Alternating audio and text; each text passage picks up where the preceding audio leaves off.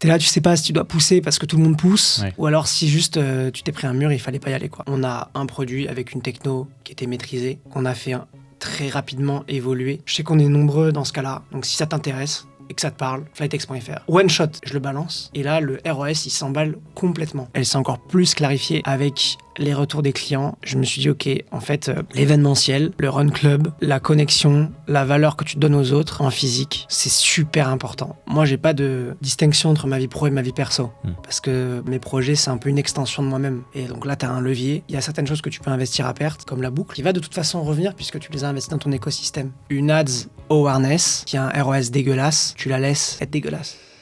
Bonjour à tous et bienvenue dans D2C, le podcast des experts du e-commerce. Aujourd'hui, j'ai l'immense plaisir d'être avec Hugo, qui est le fondateur de Flytex. Hugo, comment vas-tu ? Ça va et toi, Etienne ? Merci pour l'invitation. Écoute, très bien, il n'y a pas de quoi, ça me fait plaisir de te recevoir ici.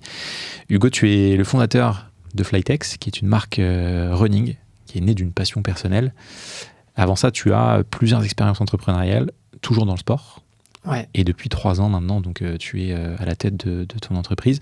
Flytex a grandi très très vite. Alors j'ai quelques chiffres, je ne sais pas s'ils sont à jour, parce que ça bouge assez vite. Plus de 200 000 clients, 15 pays, 15 millions de chiffres d'affaires annuels. Et on est bon sur les chiffres. On a 25 pays maintenant. 25 pays. On va faire 15 millions cette année. Et 200 000 plus ou moins, enfin plus certainement là. Plus. Qu'on a calculé. Et une bonne partie de cette croissance qui est tirée par Meta. Ouais. C'est comme ça d'ailleurs qu'on s'était rencontrés au cours d'un événement chez Meta, où on avait échangé sur les différentes stratégies.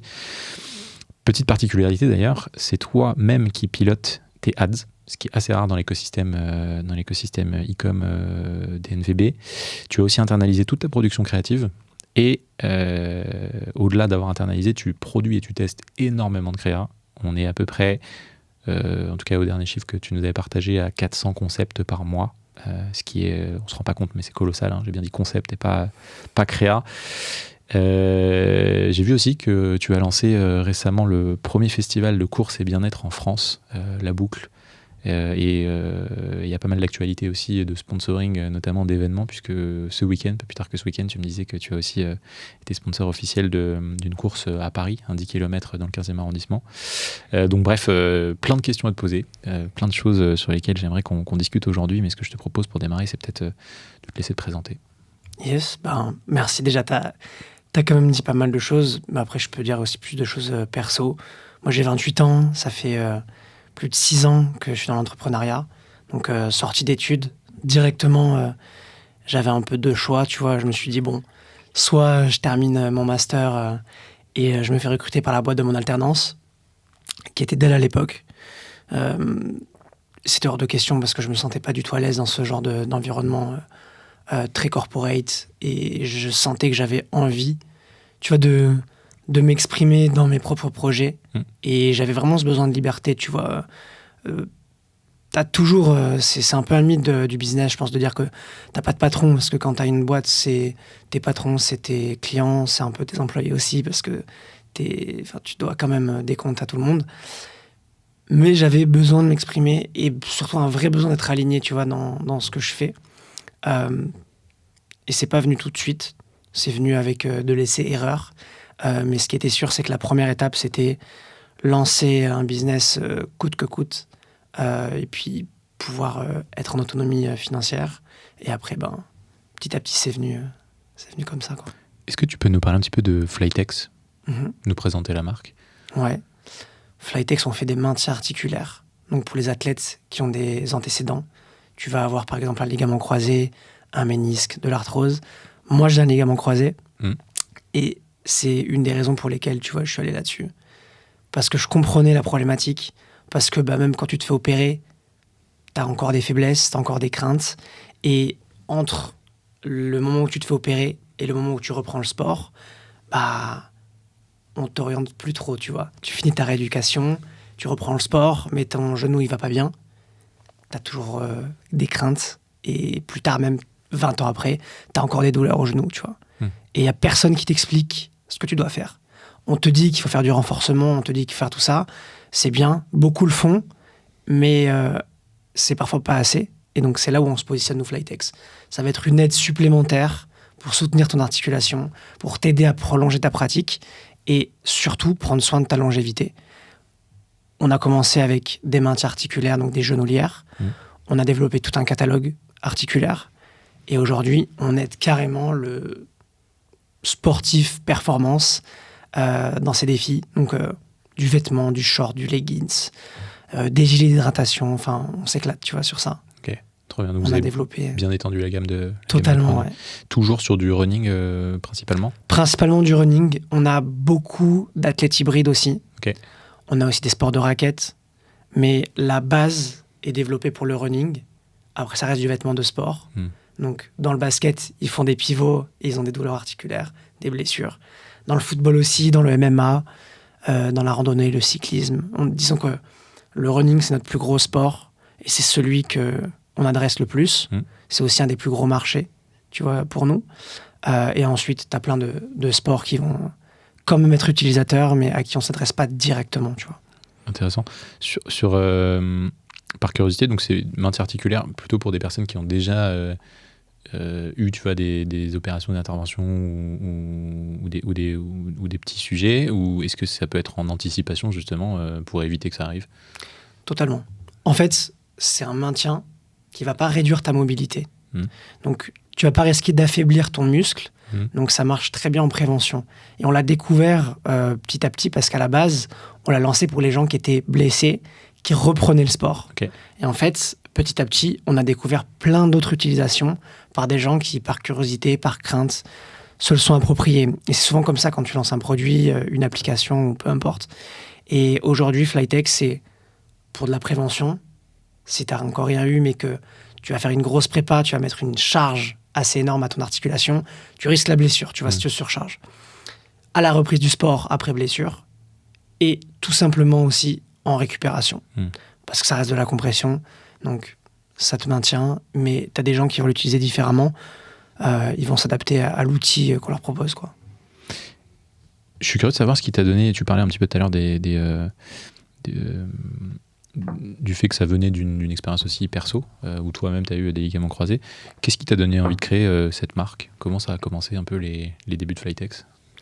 Les débuts de Flytex, c'était... je sortais de 2 boîtes dans le sport. Okay. Donc j'ai craché les 2 et ça s'est enchaîné assez rapidement. Des boîtes dans le même produit aussi Non, du tout. Okay. Du tout. La première boîte, c'était juste avant le confinement. On vendait des bandes de résistance pour la musculation à la maison. Okay. On a terminé avec un crowdfunding sur Ulule pour développer une salle de sport portable, pour faire vraiment quelque chose de stylé. On s'est mangé les dents complètement parce que je comprenais rien à l'avatar client à l'époque. Donc on avait fait un truc super avec un bureau d'études, c'était cher pour nous et pour le client. Et en fait sur ce marché, ça apportait pas assez de valeur par rapport à ce que les gens étaient prêts à mettre. Okay. Donc on s'est boité.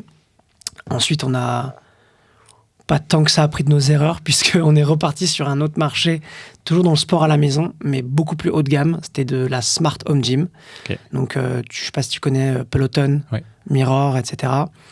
On s'est dit, mais attends, en fait, ce qui manquait à notre expérience, elle était chère, mais elle n'était pas assez immersive, elle n'était pas assez qualitative pour vraiment être pris au sérieux pour la maison. On s'est dit, les Smart Home Gym comme Peloton, c'est incroyable. Et à l'époque, ils n'étaient pas en Europe. Ni Peloton, ni tous les autres, tu vois. Et ce qu'on a vu, c'est que le marché américain avait franchement l'air de se diriger vers cette habitude-là. Donc on s'est dit, faut qu'on arrive en premier. Comme ça, on verrouille le marché. Et après, on scale, tu vois. Moi, ça me passionnait déjà. Le sport, j'en ai fait toute ma vie. Pareil, j'étais dans la problématique.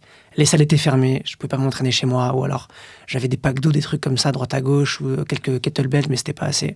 Donc je me suis dit, mais si on leur amène un miroir à ces gens-là, avec des cours qualitatifs de yoga, de stretching, de boxe, de HIIT, ils vont kiffer, tu vois.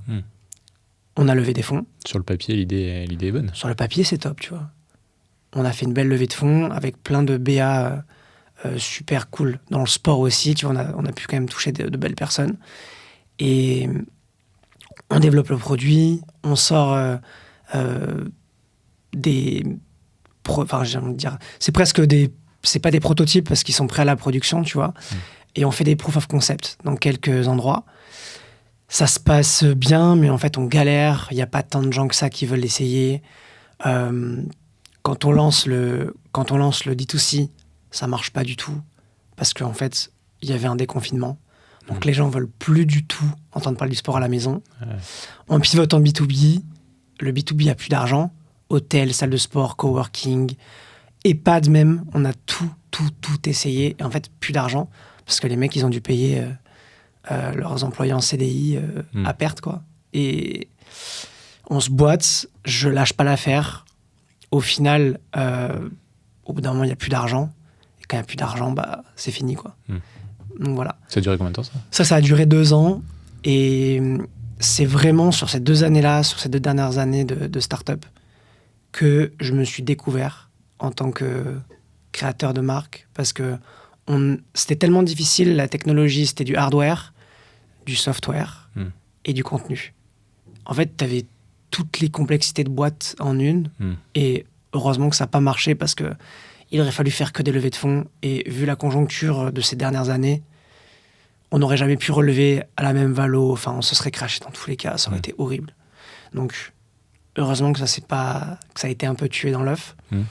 Par contre, ça laisse quand même des séquelles, tu vois, parce que tu te butes pour ton projet. Quand tu es passionné et que tu es focus et que tu veux que ça marche, tu mets tout et tu mets ton énergie vitale. Et j'ai tout donné. Et en fait, bah, on en parlait un peu au début du podcast, enfin en off. Et quand tu stresses, quand tu es anxieux, tu dors pas beaucoup, tu as un terrain en fait qui est acide et tu crées beaucoup de tendinite. Tu crées beaucoup de blessures, de douleurs. Et c'est un peu des signaux réels parce que tu forces. Tu vois, moi, je faisais beaucoup de muscu, un peu de course à pied, etc. Mais j'étais beaucoup en force dans ma tête et dans ma vie à ce moment-là. Et ton corps te le traduit par des signaux, tu vois.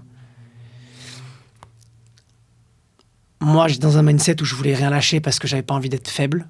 J'avais pas envie d'être un lâche. Parce que j'avais l'impression que d'arrêter ce projet, c'était être lâche ou être faible, tu vois. Donc, je voulais me prouver à moi-même, prouver aux autres. Et j'avais pas compris qu'en fait, il faut pas d'ego dans le business. C'est juste, est-ce qu'il y a un marché ? Est-ce qu'il y a de la demande ? Est-ce qu'il y a de l'attraction ? On est d'accord qu'il faut un certain volume d'action pour être sûr de ça. Mais la vérité, c'est que au bout d'un moment, tu le sens. Tu vois. Et moi, ça fait un moment que je le sentais plus. Mais bon, comme dans un marathon, ton premier, tu sais pas, tu connais pas les sensations, tu vois. Bah là, c'est pareil. T'es là, tu sais pas si tu dois pousser parce que tout le monde pousse. Ou alors si juste tu t'es pris un mur, il fallait pas y aller, quoi. Et alors, comment tu passes justement de ce projet où tu pousses quand même pendant longtemps et au final, ça fonctionne pas, à Flytex ? C'est justement la belle transition. Du coup, j'abandonne. Je coupe le projet, j'appelle les investisseurs. Je leur dis, il n'y a plus d'argent. Moi, je suis rincé. J'arrête. Là, grosse remise en question parce que ça faisait quand même 4-5 ans que j'étais en sprint. J'avais fait que enchaîner des projets, tu vois. Que ça. Et puis, tu jumps d'opportunité en opportunité. Et là, en fait, pour la première fois, je suis vraiment en galère parce que j'ai plusieurs dizaines de milliers d'euros de dettes. Mon corps était explosé. J'avais des tendinites de partout. J'avais mon ligament croisé qui revenait, qui était beaucoup inflammé. Et j'avais genre 2 mois de cash flow, quoi. Enfin, j'avais que quelques mois de... juste pour vivre. De trésor perso, quoi. C'est ça. Ouais. Ma chérie, à l'époque, elle travaillait dans une start-up aussi. Mais il y avait plus d'argent, quoi. Tu vois, il y avait vraiment plus d'argent. Alors, on avait encore quelques milliers d'euros, mais je devais les loyer parce qu'on avait un bureau. On avait un prêt à la banque. Il y avait plein de choses. Fermer une boîte en France, c'est pas gratuit. Hein. Soit tu te mets en faillite et du coup tu galères à remonter une boîte derrière, soit tu payes et juste fermer sa boîte, bilan et tout, c'est 4000 balles. Minimum. Tu vois, donc en fait, j'avais genre 20 000 balles pour faire une transition. Et alors, je me suis débrouillé, tu vois, j'ai pu pivoter, mais je me souviens que je devais des loyers et j'avais des cautions et j'avais genre 4000 euros sur mon compte. Et j'ai trouvé un vice de procédure dans mon arrangement avec les bureaux. Et je leur ai dit, vous gardez la caution et je vous paye pas les derniers mois. C'était la seule manière que j'avais. Et eux, ils voulaient me réclamer tout parce que je coupais le bail trop tôt, tu vois. Donc je me suis débrouillé. J'ai joué la légalité comme eux, ils ont fait avec moi. Et au final, j'ai réussi à ne pas les payer, alors que j'avais des huissiers qui tapaient, etc. Mais j'étais dans mon droit. Donc j'ai pu prendre cet argent. Et en fait, c'est l'argent qui m'a servi après pour monter Flytex. Okay. Du coup, comment on a l'idée Flytex? Bah, au bout d'un moment, tu te dis, bon, bah, ça c'est fini. Mais maintenant, il faut que je mange, tu vois. Donc, qu'est-ce que je sais faire? Bah, je sais toujours monter des marques. Je sais toujours faire du Facebook Ads.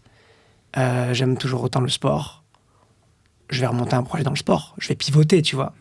Mais vers quelque chose qui me parle, que je maîtrise. Parce que ce qui m'avait manqué sur l'autre projet, c'est qu'en fait, il y avait trop de technologie. Je suis pas un tech. Donc, je maîtrisais pas totalement le projet. Le sujet, c'était trop, tu vois. Et recherche marché. Recherche marché, analyse du marché américain.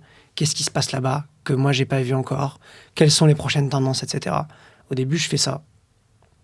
Et tu vois, quand tu vas acheter une voiture rouge, tu vois que des voitures rouges dans la rue après. Bah, moi, à ce moment-là, j'étais en train de soigner mes blessures. J'avais totalement arrêté le sport et j'allais que chez le kiné, genre 3 fois par semaine. Je faisais du yoga. Enfin, vraiment, j'ai totalement switché. Je suis passé de go muscu qui courait un petit peu à un mec qui fait du yoga et qui fait super attention à ses articulations, son inflammation et tout, parce que genre, c'était pas possible. Ouais. Je me suis dit, si je suis comme ça à 25 ans, comment je passe mes 30, mes 50, mes 60 ouais. Je suis cuit en fait, tu vois. Donc, par urgence, je faisais très attention à mon corps et à mes articulations. Comment est-ce que ça fonctionne une tendinite? Comment est-ce que tu peux renforcer tes articulations? Enfin, c'était vraiment mes sujets. Et donc, quand je regardais le marché américain, je commençais à avoir des projets de sport. Au début, c'était des chaussettes de compression. Après, c'était des genouillères pour les seniors. Et ça a tilté. Tu vois, enfin, j'étais attiré uniquement par ce genre de projet, tu vois. Donc, les projets qui m'intéressent, je les mets sur la table. Je vois les marchés, je me dis, OK, qu'est-ce qui est intéressant, tu vois? Qu'est-ce qui est intéressant? Et le projet des genouillères pour les seniors, ça m'a tout de suite fait tilter. Je me suis dit, mais ça, c'est génial. Tu l'utilises pour les seniors, pour l'arthrose, mais pour les mecs comme moi, qui ont repris le sport des années après, un ligament croisé, des choses comme ça, il n'y a rien. Et moi, j'étais en pleine galère à ce moment-là, tu vois, pour ce genre de choses. Je me suis dit, mais pourquoi on ne lance pas des genouillères ou des trucs pour les articulations? Au début, je n'avais pas trop compris encore, tu vois. Et tu savais que d'autres personnes pouvaient avoir aussi ce même problème que toi, tu avais? 100%. 100% parce qu'après, tu creuses quand même. Ouais. Tu vas pas tête baissée. Tu fais des recherches. Tu regardes quel type de produit, quel type de technologie existe sur le marché. OK, il y a des genouillères pour le médical. Il y a de la compression pour récupérer. Il y en a qui utilisent des genouillères de compression. Et ensuite, après, bah, tu dis, OK, bah, en voyant des commentaires, en voyant d'autres personnes aussi qui peuvent les utiliser dans les sports de performance, tu peux te dire, OK, mais ça, c'est pas adapté, ça, c'est adapté. Et après, bah, tu crées en fait ta propre vision du projet. Ensuite, tu crées ton propre produit, tu t'appropries des technologies existantes parce que t'as pas d'ingénieur. Tu vois, donc au début, tu te sers de technologies existantes pour monter en fait ton projet qui s'aligne avec ta vision, tu vois. Mais tout de suite, j'avais compris l'axe parce que c'était le mien. C'était sportif avec un antécédent articulaire qui continue à avoir des douleurs et qui va les porter un peu toute sa vie parce que moi, ça fait déjà genre 6 ans que j'ai eu mon ligament, tu vois. Et quand j'ai vu ça, je me suis dit, mais c'est incroyable. On va toucher plein de monde. Moi, ça me parle profondément. Et là, la passion et la flamme, elle est arrivée d'un coup, tu vois. Et quand je sens une opportunité comme ça, avec autant d'alignement avec moi, ce qui me passionne dans la vie et mon histoire perso, tu vas à 1000%, tu vois.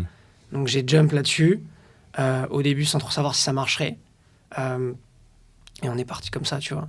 C'était combien de temps après la deuxième marque? C'était quelques mois après, en fait. Okay. C'était quelques mois après, j'ai lancé, j'ai eu un projet de chaussettes de compression. Okay. C'est marrant parce que je suis passé par la compression avec des chaussettes pour la performance pure. Et ensuite, j'ai vu qu'on pouvait aussi faire des genouillères dans ce même genre de technologie avec d'autres marchés. Mais ce marché sport-santé, il m'a attiré énormément et ça a vibré énormément avec mon histoire, tu vois.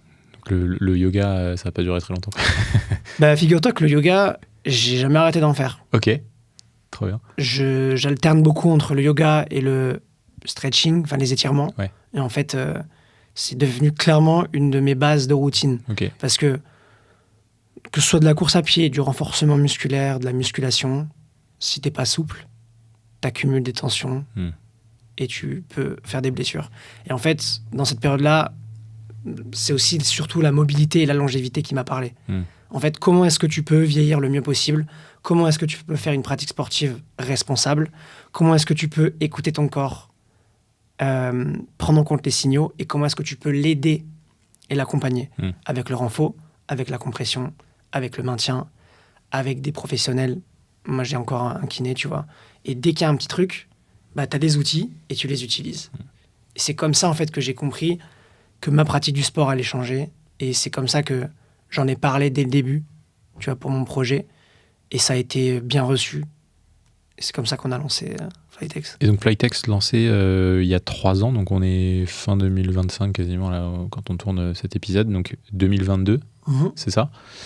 Au début, tu lances la marque sur un seul produit, donc la genouillère, c'est ça. Oui, oui. Et dès le début, tu as une approche qui est... Vous êtes autofinancé ? 100% bootstrap. 100%. Ouais. Ok, donc très performance, j'imagine. Oui. C'est héroïste, tu dépenses pas. T'es obligé. Et t'as pas de levée de fonds, donc évidemment ça te contraint. Ce qui est assez intéressant, c'est que tu construis ça aussi autour d'une marque, enfin, en tout cas aujourd'hui, qui est assez forte. C'est pas que le produit, bien que le produit résolve un problème, tu as aussi tout un écosystème autour de Flytex. On va y venir un peu plus par la suite. C'est quoi comment tu construis dès le début ta vision marketing Qu'est-ce que tu lances sur Flytex? Au tout début, la vision marketing, elle est simple. En fait, elle est pas du tout aussi poussée, mais c'est vraiment du direct response. En fait, on a un produit avec une techno qui était maîtrisée, qu'on a fait très rapidement évoluer, et on a eu plein de versions de nos produits, tu vois. Au début, on a utilisé une techno existence, on n'a pas réinventé la roue, et très très vite, on a pris les feedbacks de nos clients, et on a fait une version bien plus innovante que tout ce qui existait sur le marché, en fait. On a été très agressif là-dessus. Pour moi, c'est la base. Quand tu lances un projet, tu dois d'abord tester ton marché. Donc, tu utilises une technologie existante, ou alors tu fais un proof of concept, tu te débrouilles, tu travailles avec un bureau d'études, tu fais un prototype, mais en tout cas, tu fais une MVP.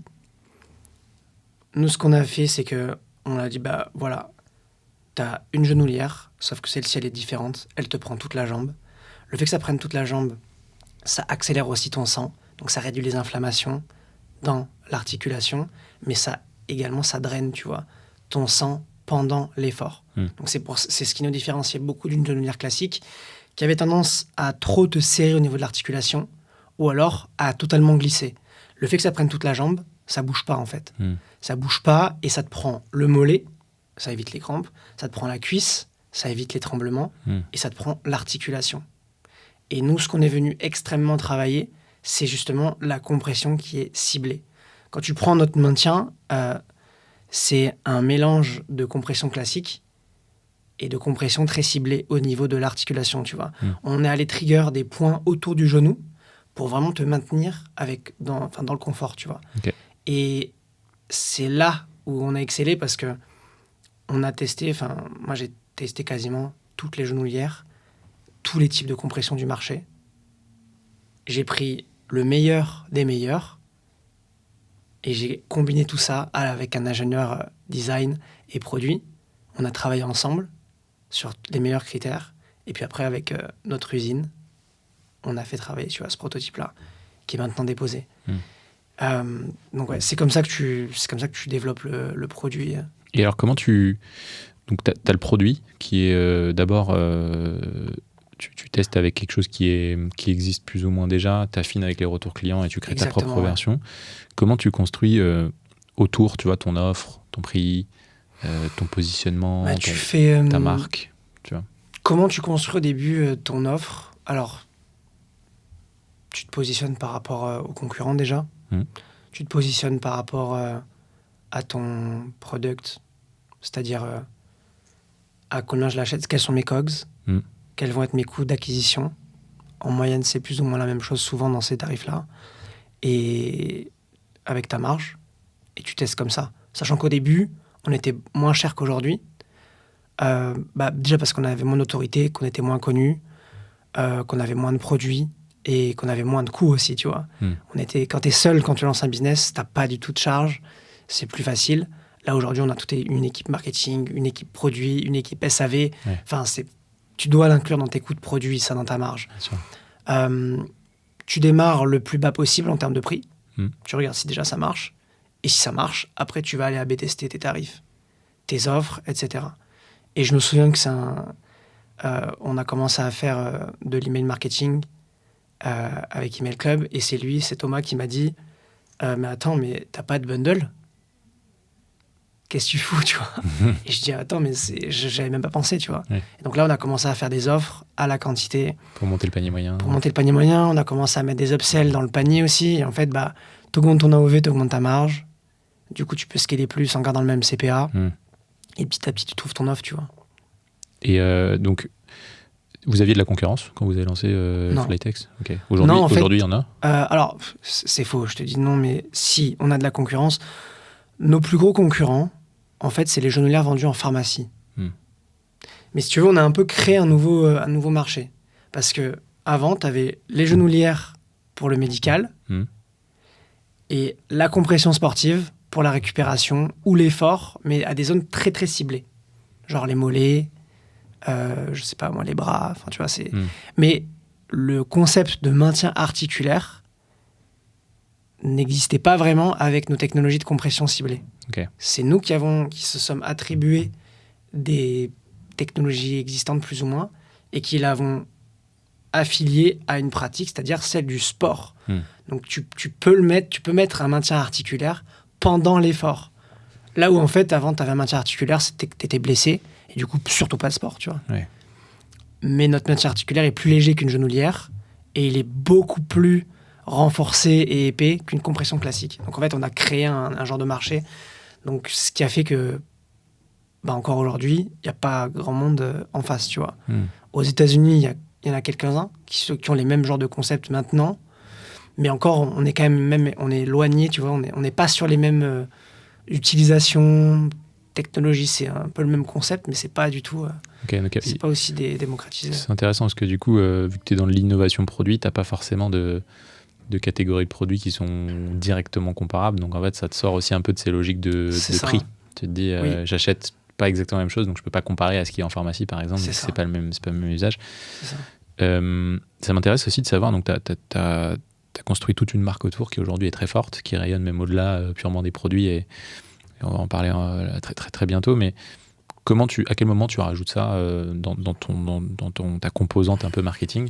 Au début, tu es très perf, donc c'est Direct Response, tu dis problème-solution et j'imagine éducation du marché autour des nouveaux usages.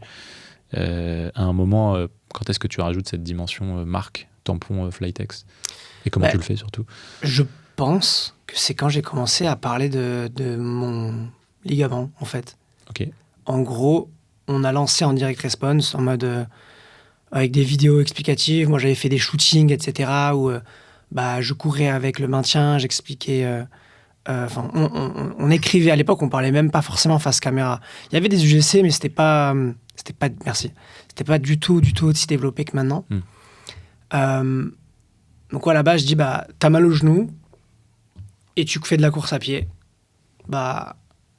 utilise ce genre de maintien. Tu vas pouvoir faire X, Y, Z parce que ça fait ça, ça, ça. Tout simple, tu vois. Et ça marchait comme ça. Et à un moment, je sais pas, j'ai l'idée de prendre mon téléphone et de parler de pourquoi je fais ça, en fait. C'est quoi, c'est qui le mec derrière? Pourquoi je fais ça? Pourquoi c'est important pour moi? Et qu'est-ce que ça a eu comme effet sur moi et ma pratique du sport, tu vois. Et ça, tu le fais en ads ou en contenu organique ou... En ads. Et je prends mon téléphone, je fais un one-shot. J'explique, je donne mon âge, j'explique ma blessure, j'explique par quoi je suis passé, j'explique qu'avec ça me permet de faire plus de sport avec moins de douleur. Et je dis, voilà, je sais qu'on est nombreux dans ce cas-là, donc si ça t'intéresse et que ça te parle, flytex.fr. One shot. Je le monte, je monte presque rien, tu vois, je fais juste le crop du début, de la fin, je le balance, et là, le ROS, il s'emballe complètement. Ah ouais? Ouais. Parce que vu que c'était un truc nouveau, qui a quand même une promesse forte, et encore aujourd'hui, il y a beaucoup d'objections, tu vois. Les gens nous disent, ouais, est-ce que ça marche vraiment, d'accord, et tout. Bien sûr que ça marche. Genre, on n'aurait pas des tonnes de clients contents qui rachètent sinon. Et c'est juste que tu mets le maintien, si tu as une douleur au genou, ça coupe la douleur. Genre, c'est incroyable. Et les gens, au début, ne percutaient pas. Et quand tu n'as pas beaucoup d'avis, tu n'as pas beaucoup de retours et d'utilisateurs, bah, ils se disent, c'est un scam, c'est pas possible, tu vois.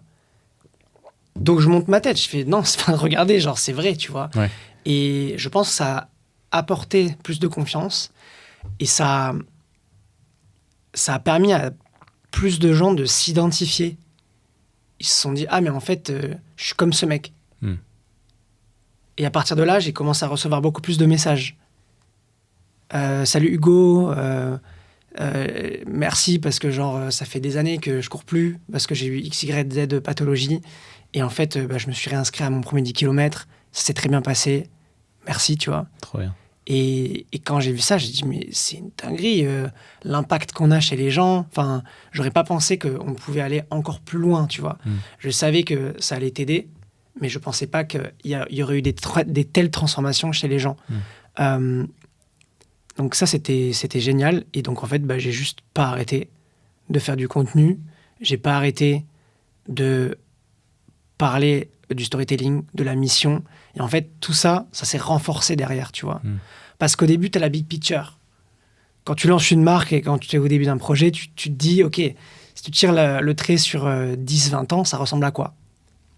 J'avais une idée assez claire parce que j'ai grandi avec des exemples comme Gymshark. Et quand tu vois le mec, de quoi il est parti et de l'empire qu'il a monté derrière, tu sais que dans toutes les grandes boîtes, ou même Tesla, tu vois, tu sais que dans toutes les grandes boîtes, il y a une grosse vision, une grosse mission qui arrive à driver tout ça. Et moi, ça m'inspirait déjà à l'époque. Et au début, je me suis dit, mais attends, mais on va aider au début, toute la planète avec leur douleur de genoux, machin, ça va être stylé, tout ça. Mais t'es un peu novice encore sur ton marché et tu t'es pas encore approprié toute cette vision-là. Donc, je dirais que la mission et la vision, elle s'est encore plus clarifiée avec les retours des clients et en moi me découvrant dans un environnement différent, parce que quand ta boîte fonctionne, toi, tu changes aussi, tu vois. Tu te fais plus confiance. Tu te découvres en tant qu'humain aussi. Tu fais face à plein de choses qui sont très challengeantes. Donc, tu dois t'élever tu dois avoir un regard sur toi qui est critique. Tu dois dire, OK, où est-ce que je me trompe complètement là, parce que je suis bloqué, si je veux avancer, il faut que je change. Donc en fait, tu apprends à te découvrir différemment. Et je pense que ça m'a vraiment... Je pense que Flytex m'a révélé. Je pense que j'ai beaucoup gagné confiance en moi grâce à ça, parce que j'ai compris que j'étais capable, tu vois, de faire des trucs cool, moi aussi. Et j'avais besoin de ça, tu vois. Alors, je sors un peu du cadre du podcast, mais ça me parle en tant qu'entrepreneur. Tu savais que ça allait prendre cette dimension, ou ça a été surprise au fur et à mesure de te dire genre waouh, je suis tiré par le truc En fait, j'ai été tiré, mais complètement, comme je te dis, à partir du moment où j'ai eu la vision sur ça, c'était clair et net pour moi que j'y allais all-in. Mais à plus que ce que j'avais jamais fait, tu vois. Premièrement, parce que j'étais dos au mur, donc t'as cette énergie où t'as pas le choix, donc c'est magnifique, tu vois. T'as rien, t'as pas d'argent, et en plus, t'es en grosse scarcity, parce que t'as les huissiers qui toquent, t'as le loyer à payer, t'habites à Paris, etc. Et tu viens d'avoir un énorme échec qui fait mal, tu vois, donc t'as envie de... Tu veux pas rester sur ça, tu vois.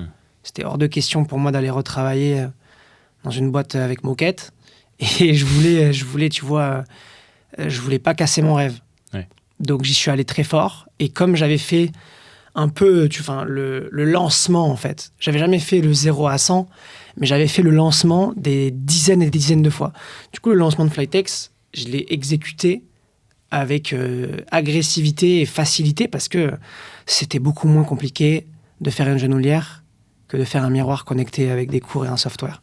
Donc ça a déroulé. Tu m'étonnes. Et après, je me suis laissé surprendre par la croissance, quoi. Et si on parle un petit peu justement de cette vision que tu incarnes toi directement avec le contenu que tu publies, très cool d'ailleurs, notamment sur LinkedIn, de voir un peu les coulisses de comment ça évolue, mais aussi maintenant à travers des événements qui sont un peu l'extension de Flytex. Je pense à La Boucle, qui est le festival de running bien-être que tu as organisé. Est-ce que tu peux nous en parler un peu? Ce qui m'intéresse, c'est de savoir comment ça s'inscrit justement dans cet écosystème de marque, comment ça évolue avec le produit Flytex.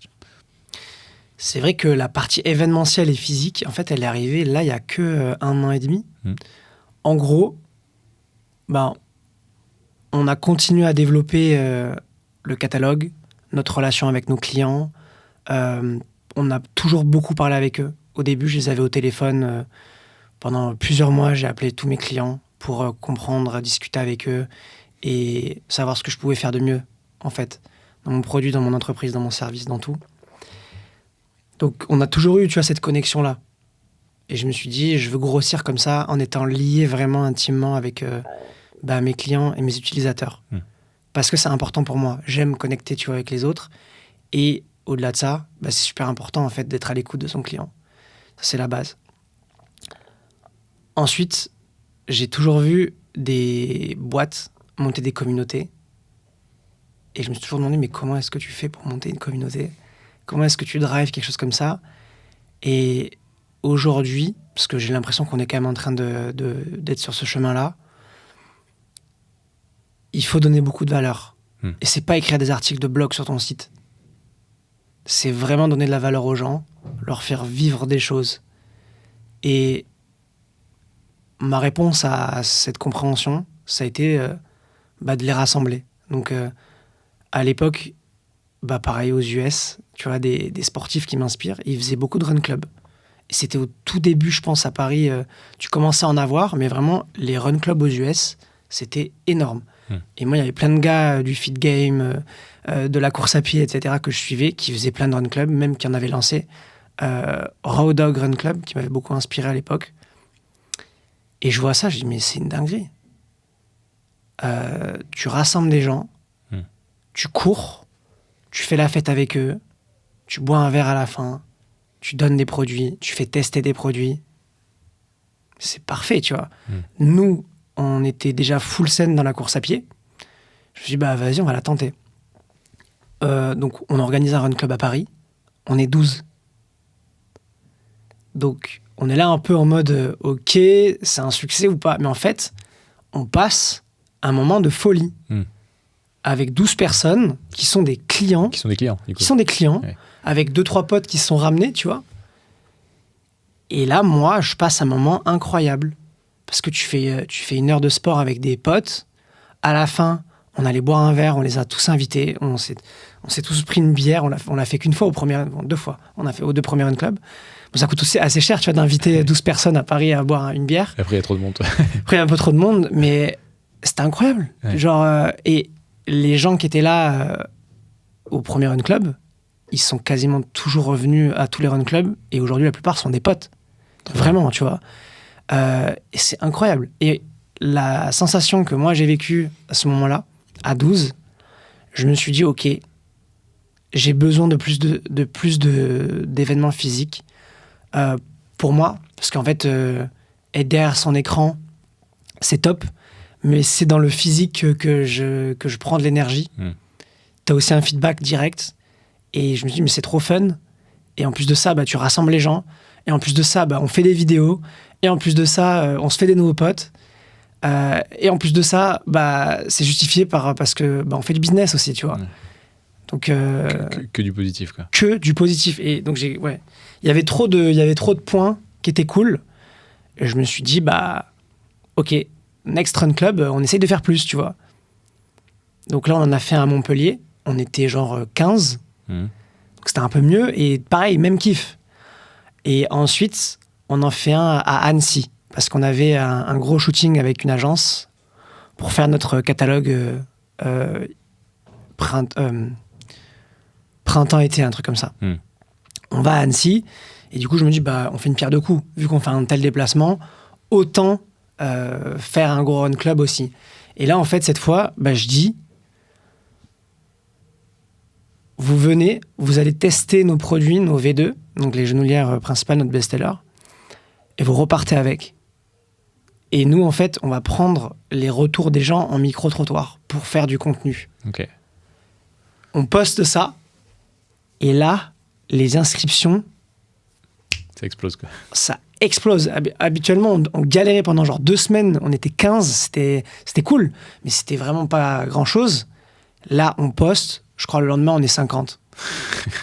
Je dis, ah ouais, ok, en fait, les gens, ils sont cool, ils veulent bien faire du sport, mais bon, ils peuvent courir un peu partout. Il y a plein de run clubs mieux que nous, mais en fait, il faut leur donner quelque chose en plus, de la valeur. Il faut leur faire vivre une expérience. Il faut leur faire tester des produits, leur donner des cadeaux, tu vois.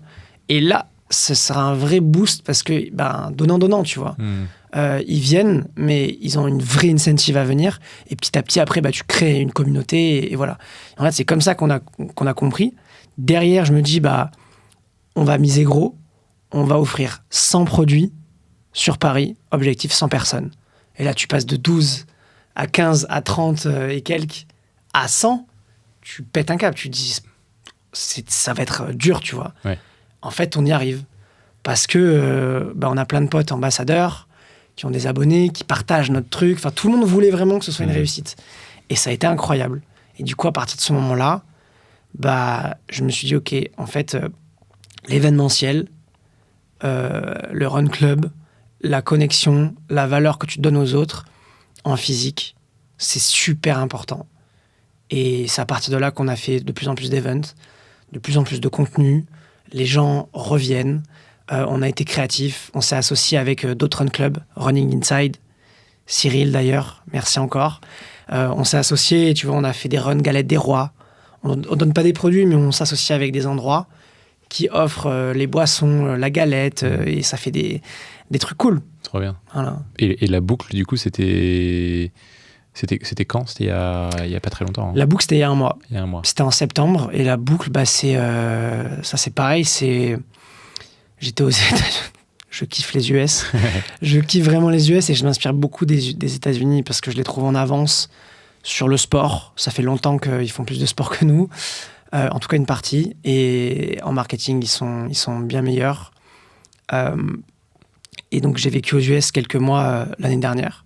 Okay. Et je me suis inscrit à une course différente qui était un peu sous ce format-là de festival. Et je l'ai fait. Et j'ai vécu, c'était sur 3 jours, j'ai vécu vraiment un week-end incroyable parce qu'il y avait beaucoup de gens qui avaient aussi des business. En fait, c'était un peu un mastermind à ciel ouvert avec du sport pendant 3 jours. Et j'ai pété un câble. J'ai trouvé ça génial. Je me suis fait des tonnes de potes. Je me suis dépassé, j'ai couru 54 km là-bas. J'ai vécu vraiment un week-end incroyable. Et je suis rentré de ce voyage-là en me disant, ça me saoule. On est tellement loin de ce genre de connexion en France. J'aimerais vraiment... j'ai posé le statement, mon intention. Je me suis dit, un jour, j'aimerais créer un festival en France qui rassemble les gens, comme j'ai pu vivre aux États-Unis. Et avec cette même énergie, tu vois, de mettre... du kiff dans tout ça. Je sortais aussi d'une grosse prépa marathon où j'avais été dégoûté de la course à pied parce que c'était très très dur.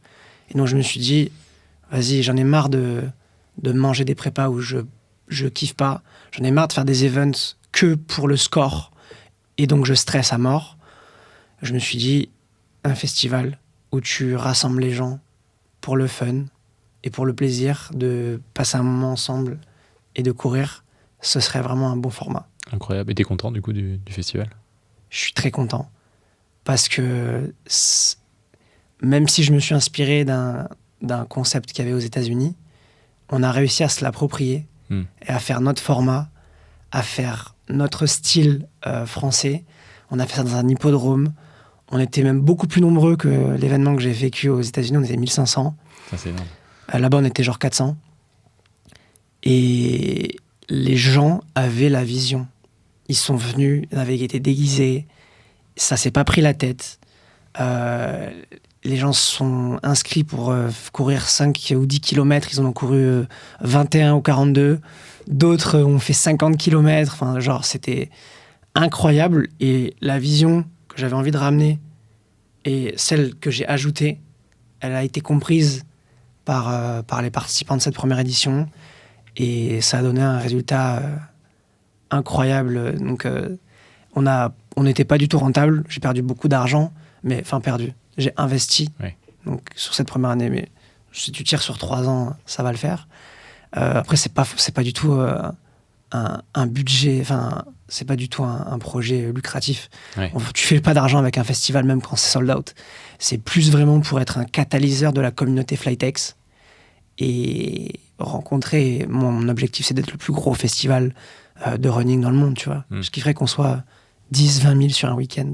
Salut, j'espère que tu passes un bon moment et que l'épisode te plaît. Si tu ne le sais pas encore, la mission de Rhodes, c'est de mettre le e-commerce français sur le devant de la scène. Pour ça, on aide un maximum de gens à se former aux meilleures méthodes du marketing. Et la manière la plus simple qu'on a trouvé de le faire, c'est de diffuser notre contenu au plus grand nombre. La bonne nouvelle, c'est que tu peux nous aider en faisant découvrir ce podcast auprès d'autres personnes. Donc si le contenu te plaît, je t'invite à prendre 30 secondes pour laisser un avis sur Spotify ou Apple Podcast, ou encore à partager cet épisode à un ami par message, en story ou sur LinkedIn. Si tu peux faire ça maintenant, je t'en serai encore plus reconnaissant. Je te prends pas plus de temps. Je te laisse reprendre l'épisode. Un grand merci et bonne écoute.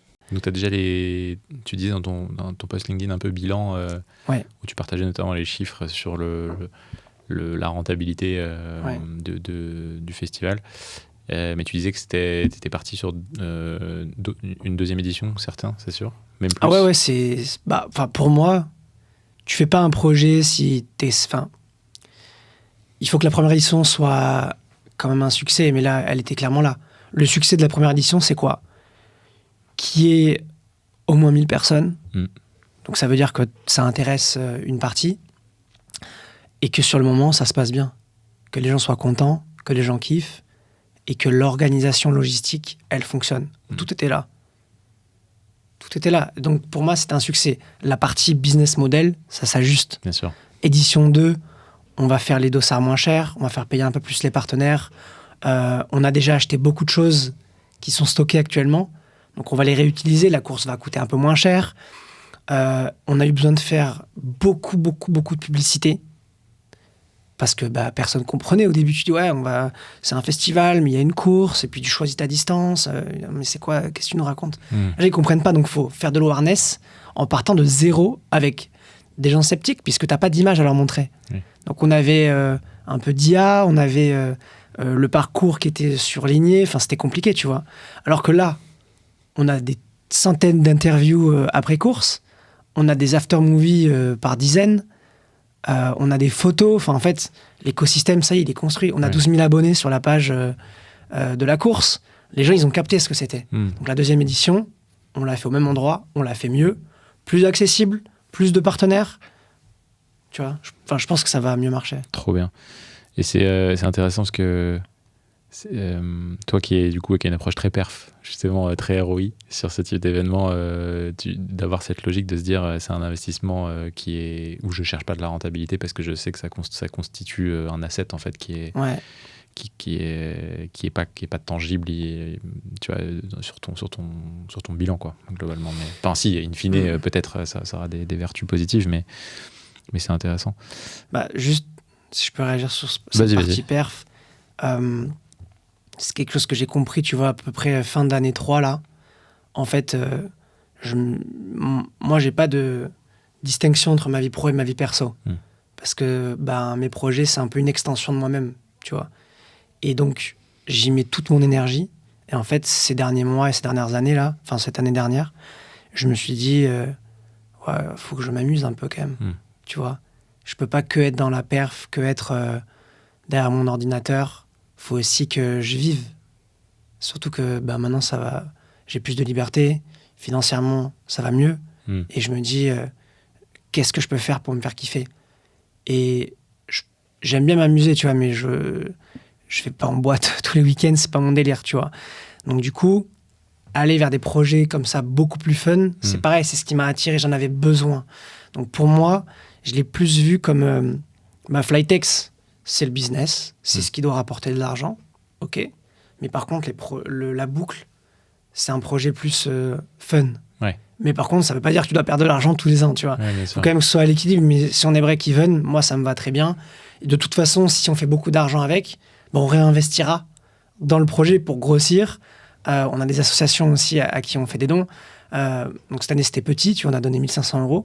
Mais l'année prochaine, j'espère donner 10% de tout ce qu'on va gagner et d'être bien rentable. Enfin, tu vois, tu trouves ton énergie différemment. C'est comme ça que je le vois. En tout cas, bravo. Très cool. J'ai pas été ciblé par les pubs sur la première édition, mais c'est abusé ça, parce qu'on a envoyé... compte sur moi pour être sur la Génial. deuxième. Avec grand plaisir. Trop cool qu'il y ait ce type d'initiative en France. Je propose de passer un petit peu sur la partie e-com. Donc on revient sur la partie un peu plus perf. Si tu peux nous parler, donc aujourd'hui la structure de ton business, pour qu'on situe, c'est 100% en ligne ou tu vends aussi en magasin? Non, 100% en ligne. On a eu beaucoup d'opportunités retail. Ouais. Mais pour l'instant, il y a trop à aller chercher encore dans le scaling en ligne pour se prendre la tête sur le retail, devoir se justifier sur les promotions qu'on peut faire, les offres, etc. Enfin, c'est un autre business et j'ai plus d'intérêt à me développer dans le monde avec la même recette qu'aujourd'hui, plutôt que de faire un nouveau métier que je ne connais pas du tout, recruter une équipe de commerciaux ou alors gérer cette partie-là, tu vois. Donc d'abord, on va vraiment aller scaler très fort online et ensuite peut-être aller dans le retail. Donc aujourd'hui, 25 pays, tu dis? Ouais. En termes de chiffres, tu disais, je refais un peu la liste des chiffres pour qu'on ait bien le décor, mais donc tu disais 15 millions cette année, donc 100% online. Tu communiques un peu sur panier moyen, repeat, ce type de métriques? Franchement, ça me dérange pas. Panier moyen, on est à plus de 60 €. Ok. Repeat, on est à au moins 20%. Ok. Et ça va se développer parce qu'on faisait... Enfin, déjà 20%, c'est pas mauvais. Mais je pense qu'on peut aller à 45% en optimisant, justement, en se concentrant là-dessus, sur la LTV. Et donc, c'est pour ça que ces derniers temps, on a sorti... Enfin, ça fait déjà 2 ans qu'on a compris qu'il fallait faire ça. Plus de produits. Plus de produits. On équipe le coureur en entier maintenant. On sort des nouvelles couleurs. On sort des innovations. Ça fait 2 ans qu'on sort... Ça prend une éternité. Qu'on sort une nouvelle genouillère. Donc, c'est une technologie qu'on a 100% développée, qui va être brevetée. Et c'est extrêmement long. Ça fait 6 mois qu'elle est terminée. C'est juste que l'industrialisation est très, très longue. Et on sait que ça va être un banger parce qu'elle est beaucoup demandée. Ce type-là est beaucoup demandé. Tu communiques déjà dessus ou pas encore? Non, je l'ai droppé. J'ai couru mon marathon de Paris en avril avec. Ok. En fait, c'est une genouillère beaucoup plus courte qui est vraiment taillée pour la performance. En fait, c'est la carbone des genouillères de course. La catchphrase est incroyable. Mais c'est vraiment ça, tu vois. Elle est faite avec des matériaux qui sont brevetés ultra fins de compression, qui laissent sortir uniquement la transpiration, qui ne la font pas rentrer. On a déjà ça sur les maintiens V2, mais là, c'est dans d'autres technologies beaucoup plus fines, beaucoup plus coûteuses. Et à l'intérieur, on a du néoprène qui va, comme du tape, aller maintenir les points où tu peux avoir des douleurs, des frictions au niveau de ton articulation. Okay. Donc, on va prendre toute la rotule, on va prendre aussi l'arrière du genou avec du silicone. Et ça a pris un temps fou. Et par contre, c'est, je crois, la seule genouillère de course au monde. T'as plein de genouillères maintenant, même dans le sport santé, qui sont vendues pour la course, nous y compris la V2, tu vois, mais aucune qui est spécifiquement développée pour la course, performante, longue distance. Pourquoi? Parce que elle est plus courte, elle est respirante, elle est taillée pour les pathologies du coureur, et on est les seuls à avoir planté le drapeau comme ça là-dessus. Et donc pour moi, ça va être un gros banger, enfin j'espère. Et... Si tu cherches des bêta-testeurs pour... Mais là, franchement, avec grand plaisir, tu vois, parce qu'on marathon on va avoir une grosse phase de test, on aura des phases d'études. Il y a plein de choses, tu vois, qui vont s'ajouter. Je travaille aussi sur des compléments alimentaires pour la récupération all-in-one, avec une scoop où tu vas avoir tout le complexe de compléments alimentaires pour l'inflammation. la récupération et ta performance. Et juste pour les athlètes performance, tu vois. On essaye vraiment de... je pars de moi, mon besoin... de quoi j'ai besoin quand je prépare mon marathon, de quoi j'ai besoin en tant qu'entrepreneur, que sportif. Si jamais je vois que le besoin il est pas assez bien fait ailleurs, ou que y a des frictions, et qu'en plus ça matche avec mon client, je crée le truc, tu vois. C'est comme ça que j'ai fonctionné depuis le début. Trop bien. Du coup, pas mal de projets, nouveaux produits, extension de gamme dans le pipe, voire même nouvelle gamme. Ouais. Et un jour, tu sortiras des gels pour coureurs ou pas?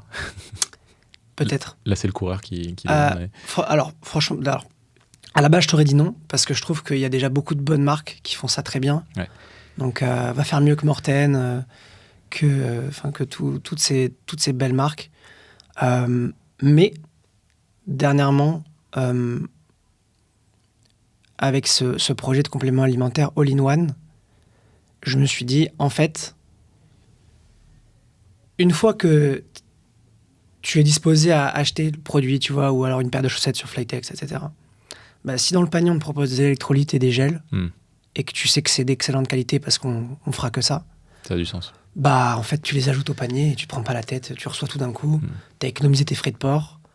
Donc en fait, pourquoi pas, si c'est bien reçu, tu vois, je pense qu'on a fait beaucoup de sondages avec notre communauté, si c'est bien reçu, que ça marche, avec le temps, pourquoi pas rajouter des éléments du coureur. Et ça va compléter l'écosystème que j'avais en tête depuis un bon moment. Pour moi, un écosystème, c'est donc un produit physique, en l'occurrence l'équipement Flytex, de l'événementiel, qui permet de lier ta communauté, et par volonté de ce qui m'anime aussi, du consommable, une boisson, des compléments, une barre, enfin j'en sais rien, tu vois, dans le sport, du digital, formation, tu vois, peut-être que plus tard on aura une application pour te renforcer à la maison. Et le dernier truc, c'est ta personal brand. Il faut que tout ça résonne avec ta personal brand, parce que tu travailles pas si t'as juste à vivre et à utiliser et à créer, tu vois. Ouais. C'est comme ça que je le vois. Et après, tu jongles avec tout cet écosystème-là. Et tu t'adresses à une personne qui est un peu toi, au final, en tout cas qui est ton reflet. Et du coup, les gens s'identifient à ton écosystème. Toi, tu connectes avec eux. Et pour moi, là, c'est magnifique parce que tu utilises dans ta vie ce que tu crées et vice-versa. Et ça crée vraiment une snowball ultra cool, quoi. Je sais pas si tu connais le concept de Founder Market Fit, si ça te parle. Non. C'est, je crois que c'est le Way Combinator qui a théorisé ça, qui dit que t'as le Product Market Fit et t'as le Founder Market Fit. Okay. Et ça me fait penser à ça, c'est-à-dire qu'en gros, t'as des personnes qui sont les meilleures personnes pour développer un business. Et ça te dit que si par exemple, t'as deux personnes qui ont la même idée et que ça implique d'avoir des connaissances, tu vois, en pharmacie par exemple, le pharmacien, s'il a les mêmes skills business que le businessman qui n'est pas pharmacien, il y a 90% de chances, voire plus, qu'il réussisse mieux parce que ça lui demande moins d'efforts, parce que c'est, entre guillemets, déjà son quotidien, tu vois. Ça me fait un peu penser à ça, ce que tu dis, dans le sens où, toi, c'est bien sûr, c'est du taf de monter un business, mais c'est presque naturel, dans le sens où c'est aussi des produits que tu testes aussi pour toi, parce que ça s'applique à tes cas d'usage perso, quoi. 100%. Et ce qui m'a toujours inspiré, tu vois, avec des mentors qui m'expliquaient ça, j'ai un mentor en particulier qui m'a expliqué ça un jour. Il m'a dit, en fait, t'es un artiste et tu crées ce qui t'inspire. Et tu deviens la niche. Et en gros, c'est ça. T'as juste à vivre intensément, te mettre dans des situations challengeantes, et les points de friction que toi tu rencontres, ça devient tes projets. Et ensuite, après, tout ce qui t'inspire, toutes tes idées, si c'est pas trop défocus, c'est faire quelque chose d'autre qui a rien à voir avec ta cible. Mais par contre... Pas facile, ça. Ouais. De garder le focus. C'est ça, et peut-être que là, je suis en train de défocus sur certaines choses, mais en tout cas, si je crée quelque chose qui va nourrir mon écosystème, pour moi, c'est pas du défocus. Ouais. Tu vois. Ouais, et donc, le but, après, c'est de développer l'écosystème, même si ça fait plusieurs marques en une seule. Quand tu mets 1 euro dans Flytex, en fait, j'investis sur la boucle au final, parce que cette personne, peut-être qu'elle va venir au festival, peut-être qu'elle va acheter un complément, peut-être que je vais la croiser dans un run club, et vice-versa. Et du coup, tout ça revient au levier. Si tu investis 1 euro dans Flytex, mais que tu as 5 autres projets dans ton écosystème, en fait, 1 euro égale 5 euros. Ouais. Et donc là, tu as un levier. Et donc, il y a certaines choses que tu peux investir à perte, comme la boucle, qui va de toute façon revenir puisque tu les as investis dans ton écosystème. Donc, pour moi, créer un écosystème, c'est beaucoup plus sécuritaire que moi investir dans l'immobilier. Ouais. Tu vois, c'est comme ça que je le vois aujourd'hui. Je vois très bien. Ok, donc on disait... donc aujourd'hui, il y a combien de produits qui sont dispo à peu près? Je pense... Alors, sans couleurs variantes, on en a une bonne trentaine. Bonne trentaine? Ouais, une bonne trentaine. Ok. Et donc, on n'en a pas parlé encore, mais c'est un gros morceau quand même chez vous, la partie acquisition. Oui. Aujourd'hui, c'est quoi les canaux d'acquisition que tu as? Qu'est-ce qui drive le trafic et les ventes sur ton site? Numéro 1, Facebook. Numéro 2, Google. Numéro 3, organique. Ok. Avec nos ambassadeurs, ma personal brand et énorme levier, bouche à oreille. Énorme. Tu dépenses combien à peu près en acquisition? 400 000 euros par mois en ce moment. 400 000 euros par mois. Ok. Question aussi, pareil, toujours sur la partie un peu strat e-commerce. Ça m'intéresse de savoir si c'est un business qui est saisonnier ou pas. Est-ce que ou t'es en fil rouge ou c'est t'as à peu près les mêmes dépenses par mois? T'as des gros up. Septembre, reprise du sport après l'été. Ça pousse. Octobre, novembre, décembre, ça marche bien. Janvier, nouvelle résolution. Ski. Et nous, on marche très bien sur le ski. Donc, décembre à février, c'est Angle Ski, qu'on a découvert l'année dernière et qui nous a rapporté beaucoup de clients.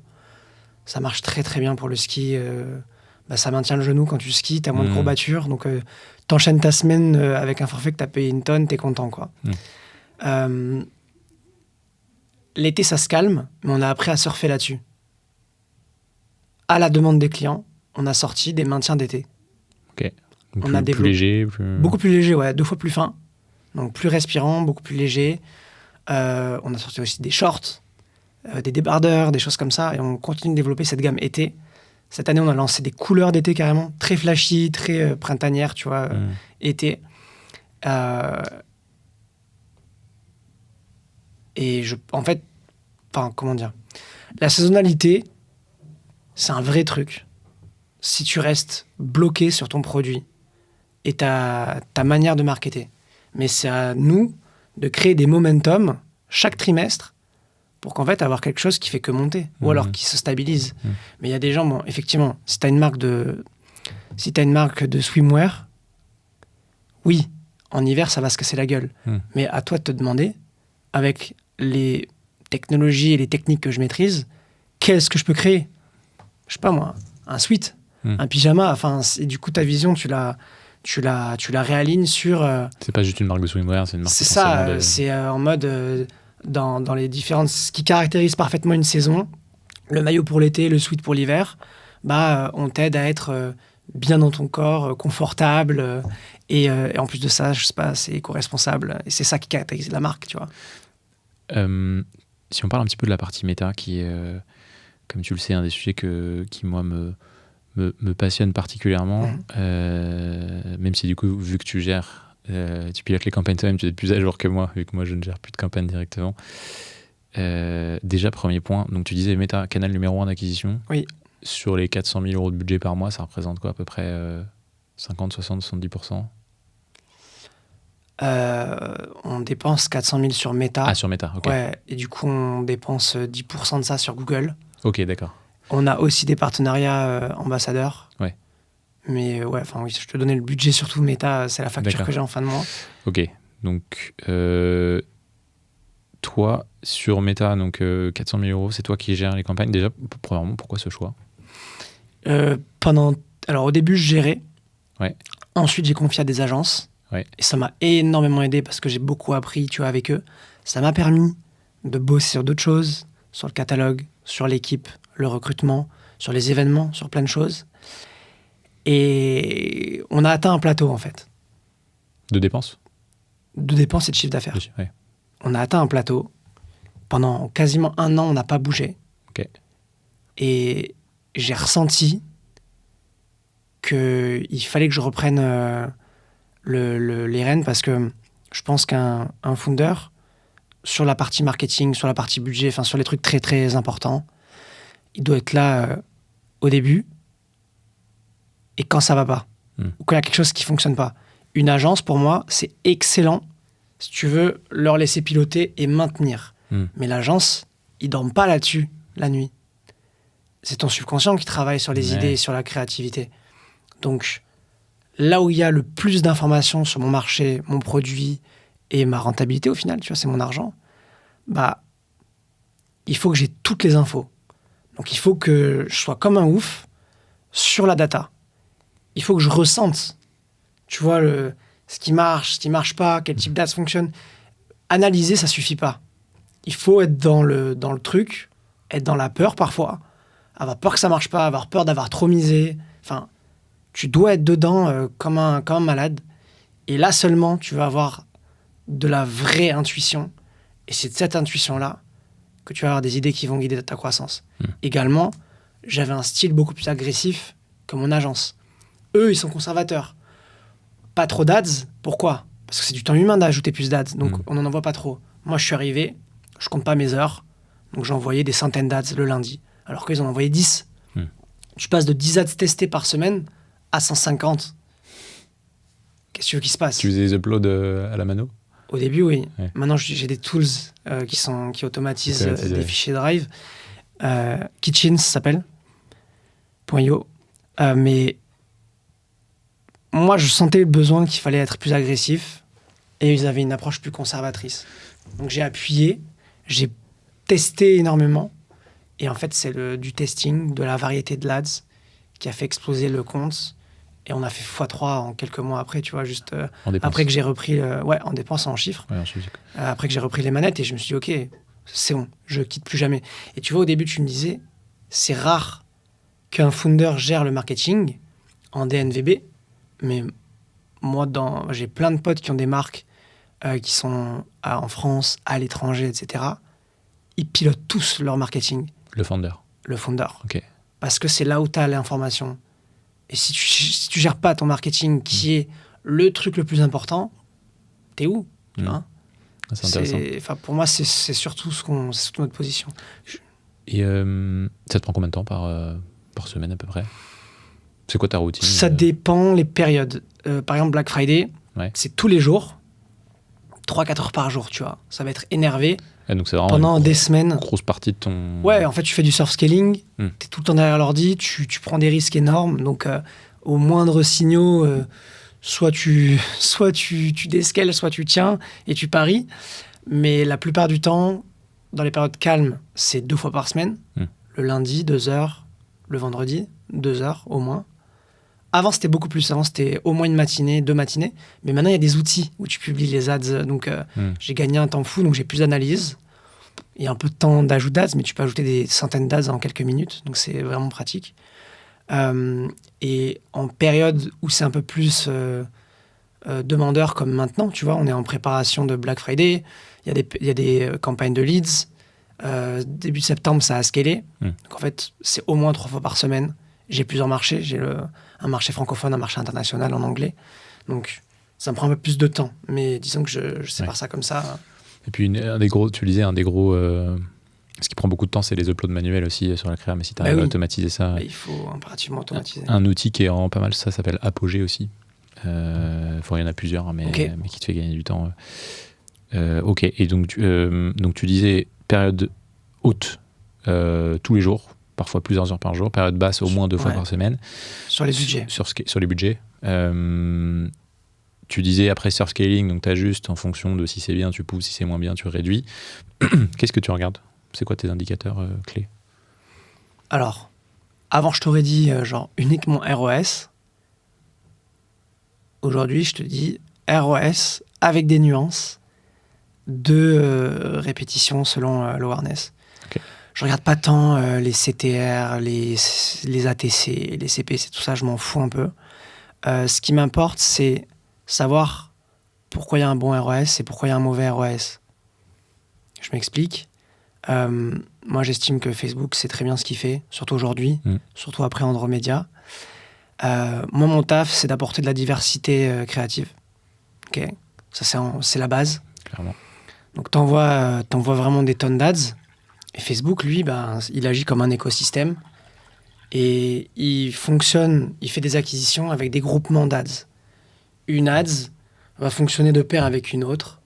Si tu enlèves celle-là ou tu la coupes, celle-ci va beaucoup moins marcher, tu vois.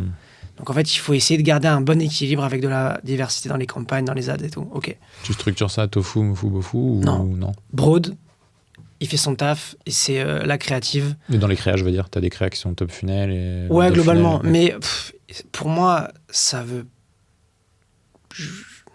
On reviendra peut-être après sur la partie plaisir, production créa, ça m'intéresse. Franchement, on est surpris. On a des bottom ads qui tapent bioharness maintenant. En fait, ça dépend qui t'es, ça dépend qu'est-ce que tu as besoin d'entendre, ça dépend qu'est-ce que tu fais, ça dépend le hook, ça dépend l'énergie. En fait, il y a trop de métriques. N'importe quelle créa peut être utilisée différemment pour n'importe quel profil. Par contre, ce qui est super important, pour moi, c'est la répétition et le ROS. Okay. C'est les deux métriques les plus importantes que je regarde. Parce que si tu as une haute répétition, c'est souvent une ads... Tu tournes en rond. Alors, si tu as une haute répétition, genre 1,8 sur 3 derniers jours, c'est du remarketing en fait. C'est des ads qui sont montrés régulièrement. C'est des offres, c'est du remarketing, etc. Ou alors c'est des trucs qui viennent répondre à des objections. En tout cas, c'est celles-là qui vont aller sur la personne régulièrement parce que c'est ce qui lui fait matcher, ce qui lui fait passer à l'achat. Okay. S'il y a une haute répétition sur une ad qui est rentable, le ROS il doit être vraiment élevé. Beaucoup plus que ton break-even. Par contre, si ta répétition, elle est autour de 1 et 1.2, t'es plutôt une ads que la personne va voir qu'une seule fois. Si elle va voir qu'une seule fois, ça veut dire que elle te découvre par cette ads et ensuite la personne va aller dans les autres ads qui ont plus de répétition. Pour moi, un mid-funnel, c'est 1.2 à 1.4, 1.6. Et du remarketing, ça va être à partir d'1.6 à 2 et de ça, répétition. En audience broad, peu importe. En audience broad, ouais. Okay. Et je lis comme ça la répétition avec le ROS. Donc répétition, ça te permet de savoir si tu es plutôt bottom, mid ou exact. Top. Et après, du coup, tu as des seuils de ROS en fonction de où est-ce que c'est... Okay. C'est ça, ouais, plus ou moins. Et en gros, une ads awareness qui a un ROS dégueulasse, tu la laisses être dégueulasse. Tu la laisses spend, en fait. Parce que l'awareness, c'est tellement compliqué. C'est ce qui permet à tes ads qui sont bottom funnel d'être aussi rentables. Si tu coupes l'awareness, t'es sur ta serviette, il n'y a plus personne qui rentre dans le funnel, et donc ton remarketing, il s'essouffle. Ouais. Donc, en fait, et ça, c'est vraiment quelque chose que j'ai compris sur la gestion de campagne. Donc, je laisse beaucoup plus d'espace à des ROS négatifs qu'à des répétitions basses. C'est de l'awareness. Et je suis beaucoup plus agressif avec ma gestion de budget. Et tout ça, je le monitore dans le budget maximum qu'un ad set peut dépenser par jour dans une campagne CBO broad. Voilà. C'est intéressant. C'est pas forcément toujours intuitif pour des personnes justement qui n'ont pas mis les mains dedans. Parce qu'une fois que tu as commencé quand tu as des centaines de milliers d'euros de spend, que tu as fait des milliers de tests, que tu vois comment réagit l'algo, tu commences à le dompter entre guillemets parce que tu comprends un peu les grandes tendances. Mais pour quelqu'un tu vois, qui a un raisonnement très pragmatique, ce qu'on observe aussi, tu as une créa où tu vas te dire le roi c'est dégueulasse, en fait c'est une créa top funnel qui vient alimenter le reste, et donc sans cette créa tu fais pas de volume au global sur ton compte. Donc ultra intéressant, notamment ces seuils de répétition. La structure de compte, on en parlait rapidement, c'est quoi ta structure de compte dans les grandes lignes? Un CBO broad par produit, et tu les remplis, tu fais un ad set par concept. Et dans un concept, tu peux mettre maintenant jusqu'à 20 créas. Donc tu fais 20 goûts différents, un concept. Et dans un CBO, tu peux mettre 200 ad sets. Et aujourd'hui, j'ai genre 6 CBO pour mon best-seller. Et après, un CBO par produit, tu vois. Produit qui spend en ads. Tous mes produits ne sont pas en ads. J'ai des upsells, j'ai des produits pas chers, etc. qui ne peuvent pas encaisser un CPA. Donc ouais, simplement... Donc CBO, une campagne CBO par produit, ouais, un ad set par concept, ouais, et autant d'ad sets que tu as de concepts, quoi, avec des variantes c'est ça. au sein de chacun des assets. Exact. Ok. Et dernièrement, j'ai ajouté un CBO offre. Ok. En fait, avant, on envoie une statique, enfin un groupe de statiques pour une offre, je sais pas, Halloween. Le problème, c'est qu'elle performe énormément. Elle prend beaucoup d'awareness et enfin de social proof. Et en fait, c'est plus Halloween après, il faut la couper. Le problème, c'est que c'est ton top spender, donc tu peux pas la couper. Du coup, tu es un peu là, toute ta campagne, elle repose sur ton ads Halloween. Et en fait, tu peux pas la couper. Du coup, parfois, on a encore des ads qui sont pour l'été, Ouais. avec des statements qu'on n'a jamais coupés parce que c'est des ads qui sont trop rentables. Et en media buying, tu coupes pas ce qui est rentable. Jamais ce qui fonctionne. Sauf si tu isoles ces ads-là, du coup, tu ne perturbes pas les campagnes principales. Elles gardent leur écosystème. Et tu vas venir ajouter des ads dans d'autres campagnes qui sont que des ads promo. Promo, offre. En fonction des saisonnalités, tu vois. Aujourd'hui, c'est comme ça qu'on pilote et c'est beaucoup plus facile. Et quand on coupe ces ads-là, il y a beaucoup moins de répercussions sur les autres campagnes parce qu'on les déchire pas, quoi. Bonne pratique. Et du coup, tu fais pas du tout donc ton testing de créa, par exemple, tu as une campagne de testing où tu mets directement à même tu laisses le CBO faire, dire si la créa fonctionne, tu pars du principe que Meta va dépenser dessus et que ça va marcher, c'est ça? Exact. Oui, c'est vrai que en fait, c'est le plus gros aspect de ma structure. Parce que tu as beaucoup cette logique de... Enfin, après, tu as autant de méthodes que de média buyers, mais tu as beaucoup cette logique de splitter un peu le testing et scaling pour pas trop dépenser. Toi, tu te dis, je mets tout dedans et on... Exact. En gros, Facebook, il sait bien mieux que toi ce qui va marcher. Donc du coup, dans ta CBO, toi, tu as juste à lui donner un max d'ads. Lui, il va juste spend sur les bonnes ads. Donc nous, on analyse que ce qui marche. Ce qui marche pas, on s'en fout. Et de toute façon, on essaye toujours de faire des nouveaux concepts, donc innover, et on itère l'équation des concepts qui fonctionnent. L'équation de la créative, hook, X avatar, X angle, X sport ou pathologie pour nous, quoi, tu vois. Si on a une créa winneuse, on change l'avatar, ou alors on change l'angle, ou alors on change le hook. Mais tu vois, tu peux toujours recréer des concepts. Donc on innove. Comment on innove? On s'inspire des meilleures marques, on fait des nouveaux formats, des nouveaux concepts, et on envoie le plus possible. Et après, c'est Facebook qui décide sur quoi il veut spend. Donc, depuis qu'on fait ça, on a gagné beaucoup de marge. Parce qu'avant, tu mets un CBO, tu fais 20 balles par nouveau concept pendant au moins 3 jours. Au moins la moitié fonctionne pas. Donc ça veut dire que tu as perdu tout l'argent des ads qui n'ont pas fonctionné. Alors que tu aurais pu prendre cet argent-là et l'investir que sur les concepts qui marchaient. Donc non seulement tu perds de l'argent sur ton testing, mais en plus tu sous-performes, donc tu perds de la marge des ads qui auraient pu marcher. Donc du coup là, en mettant tout dans la CBO, tu spends pas sur les ads mauvaises et tu maximises la marge et le spend sur les ads qui sont bonnes. C'est intéressant. C'est magnifique, tu vois. Et toi, tu pars du principe que dans tous les cas, Meta sait et dépensera ou pas selon si l'ad performe, quoi. 100%. Ok, intéressant. Alors maintenant, il y a des moments où on force le spend. Ok. Parce que, ça dépend toujours de ta typologie de compte. Et nous, on a tapé des plafonds, en fait. On a tellement de volume que notre écosystème...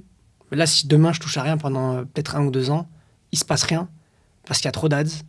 Et on a 1000 ads qui tournent en permanence. Parce que les créas sur lesquels vous ne dépensez pas, vous les laissez quand même actives. Ouais. Genre les ads Alors, on les coupe parce qu'on n'a pas des pages. On a 1000 créas par page. On a plusieurs pages maintenant. Donc, on a même 1500 ads qui tournent en permanence. Et du coup, j'en ai 1500. Je vais en remettre 200. Du coup, je vais regarder sur les 30 jours lesquels ont dépensé moins de 5 €. Je vais tout dégager. Il faut qu'elle date de plus de 2 semaines. Comme ça, j'ai laissé à Facebook la possibilité. Je dégage tout. Je me refais 200 de place, je remets 200. Dans les 200, il y a, 4 concepts qui vont spend. Dans les 200 ads, tu as 20 concepts. Dans les 20 concepts, il y en a 4 qui spend. Par contre, qui peuvent prendre des places d'ultra winner. Et les autres, je les dégage. Et on enchaîne, tu vois. C'est intéressant. Et du coup, dans ta structure, donc pas de remarketing, toi tu le fais, ça se fait tout seul C'est Facebook qui sait, ouais. Avec les types de créa qui... Ok. En fait, le remarketing pour nous, c'est vraiment de l'offre. Enfin, de l'offre ou juste le bundle. Nous, notre offre principale, c'est de la quantité. Si tu achètes une paire, ça va être un certain prix. Si tu achètes 2 paires, bah, ça va être moins cher. Si tu en achètes 4, ça va être encore un peu moins cher. Ouais. Et tu économises à la paire. Donc, c'est déjà une bonne offre sur le site. Et c'est ça, en fait, qu'on pousse en remarketing. Ou alors, on va, selon la saison, on va mettre une offre avec un code. Et ça, c'est notre plus gros remarketing. Et voilà. Pour l'international, tu as des comptes dédiés où tu fais... Oui. Ok. Oui. L'international, on a commencé par l'Europe. Puis on a compris que tu pouvais pas simplement traduire dans 5 langues et que ça marche. Il fallait recréer totalement un autre écosystème complet d'ads, presque d'équipe marketing. Et que du coup, il valait mieux aller sur un seul gros marché qui était le marché anglais et aller taper les US. Pourquoi les US ? Parce que c'est le plus gros marché. En plus de ça, c'est le plus compétitif. Donc ça veut dire que si tu es rentable aux US, tu es rentable dans tous les marchés anglo-saxons. On a mis 1 an et demi à être rentable aux US, 1 an à peu près. 1 an et demi à ce que ça commence à vraiment marcher. Là, ça va faire 2 ans. Et en fait, il y a quelques mois, on s'est dit, on prend les ads américaines, on duplique une CBO worldwide avec que des post ID, donc tu as déjà toute la social proof. Et là, tu tapes tous les pays qui parlent de près ou de loin un peu anglais et où on peut livrer correctement avec notre logistique. Et donc, c'est là où, en fait, on a passé de 5-6 pays, parce qu'on avait les pays francophones, les dom-tom, etc., et les US, à 25 pays, parce qu'on a ouvert le Qatar, l'Australie, Singapour, Hong Kong, le Japon, tout d'un coup. Et ça vend partout, et bien, tu vois. Ok, intéressant. Donc, ça nous a fait faire x2 sur le marché international. Et les US, ça représente combien de votre chiffre aujourd'hui ? Les US, Ou de votre spend ? Juste les US, 20%, mais l'international, 30-35% aujourd'hui. Ouais, quand même. Les US, on dépense la moitié de ce qu'on dépense en France, mais c'est 3 fois moins rentable. Okay. C'est beaucoup, beaucoup plus cher là-bas. On fait pas de marge. On fait genre 5 ou 10% de marge. Là où la France, c'est plus confortable. Rien que les CPM sont 4 fois plus chers. CPM, les CPA, ils sont catastrophiques. Forcément. Et on galère, tu vois. On galère aux US sur ça, mais tu mets 3 ans à craquer les US correctement. Ouais. On va attaquer la 3e année là. Si on parle un petit peu de la partie créa, je suis curieux de savoir déjà, c'est quoi un peu votre organisation côté prod ? Est-ce que pour sortir, tu dis 400 concepts par mois, donc hors variante, donc tu dois, je sais pas combien tu as de variantes, mais j'imagine au moins 2-3 par concept. Donc, on est à bien 1 millier de... Voilà, donc t'envoies quand même pas mal de créa par mois. Donc la partie média, on l'a, c'est toi qui la pilote avec des outils, entre autres qui t'aident sur l'upload. La partie idéation, production, déclinaison, analyse, etc. Tu peux nous expliquer un peu comment ça fonctionne chez toi ? On a fonctionné en plusieurs étapes et on n'a fait que grossir. À la base, c'était moi uniquement qui faisais les créas. Donc, je commandais des UGC à droite à gauche, j'en tournais moi-même. Et déjà là, j'avais quand même un gros rythme parce que quand tu parles de concept, tu as aussi la partie statique. Donc, si tu fais 10 concepts vidéo et que tu en fais 30 statiques, tu tapes comme un énorme volume. Et c'est ce qui te permet aussi avoir beaucoup de variété, les statiques. Donc, il y a une grosse partie vidéo, une grosse partie statique. Ensuite, j'ai recruté un gars qui est maintenant mon bras droit et associé. À la base, il répondait aux commentaires sur Facebook. Ensuite, je lui ai appris à faire des statiques. Ensuite, je lui ai appris à monter les vidéos. Ensuite, je lui ai appris à scripter. Et maintenant, il drive des monteurs, tu vois. Ok. Donc, comment est-ce qu'on est structuré sur la partie créative pure ? On a donc un creative strategist qui est mon bras droit, qui pilote 2 monteurs. On a un gars qui est spécialiste de l'IA en interne. Lui, son taf, c'est de passer à côté d'aucune technologie pour pas qu'on se fasse devancer un de ces 4. Mm. Parce qu'un jour, on va débarquer, t'enverras un script et il y aura des UGC qui seront générés tout seuls, tu vois. On n'est pas loin. On est là. On y est. Dans 6 mois, c'est ça, tu vois. Ouais. Et ça va changer toute la structure de ta team marketing. Ouais. Du coup, il y a un mec qui est là-dessus et en même temps qui nous génère des tonnes de statiques et qui nous génère des vidéos et qui traduit et qui fait de la voix off IA et qui fait plein de choses, tu vois. Donc on est vraiment là-dessus aussi.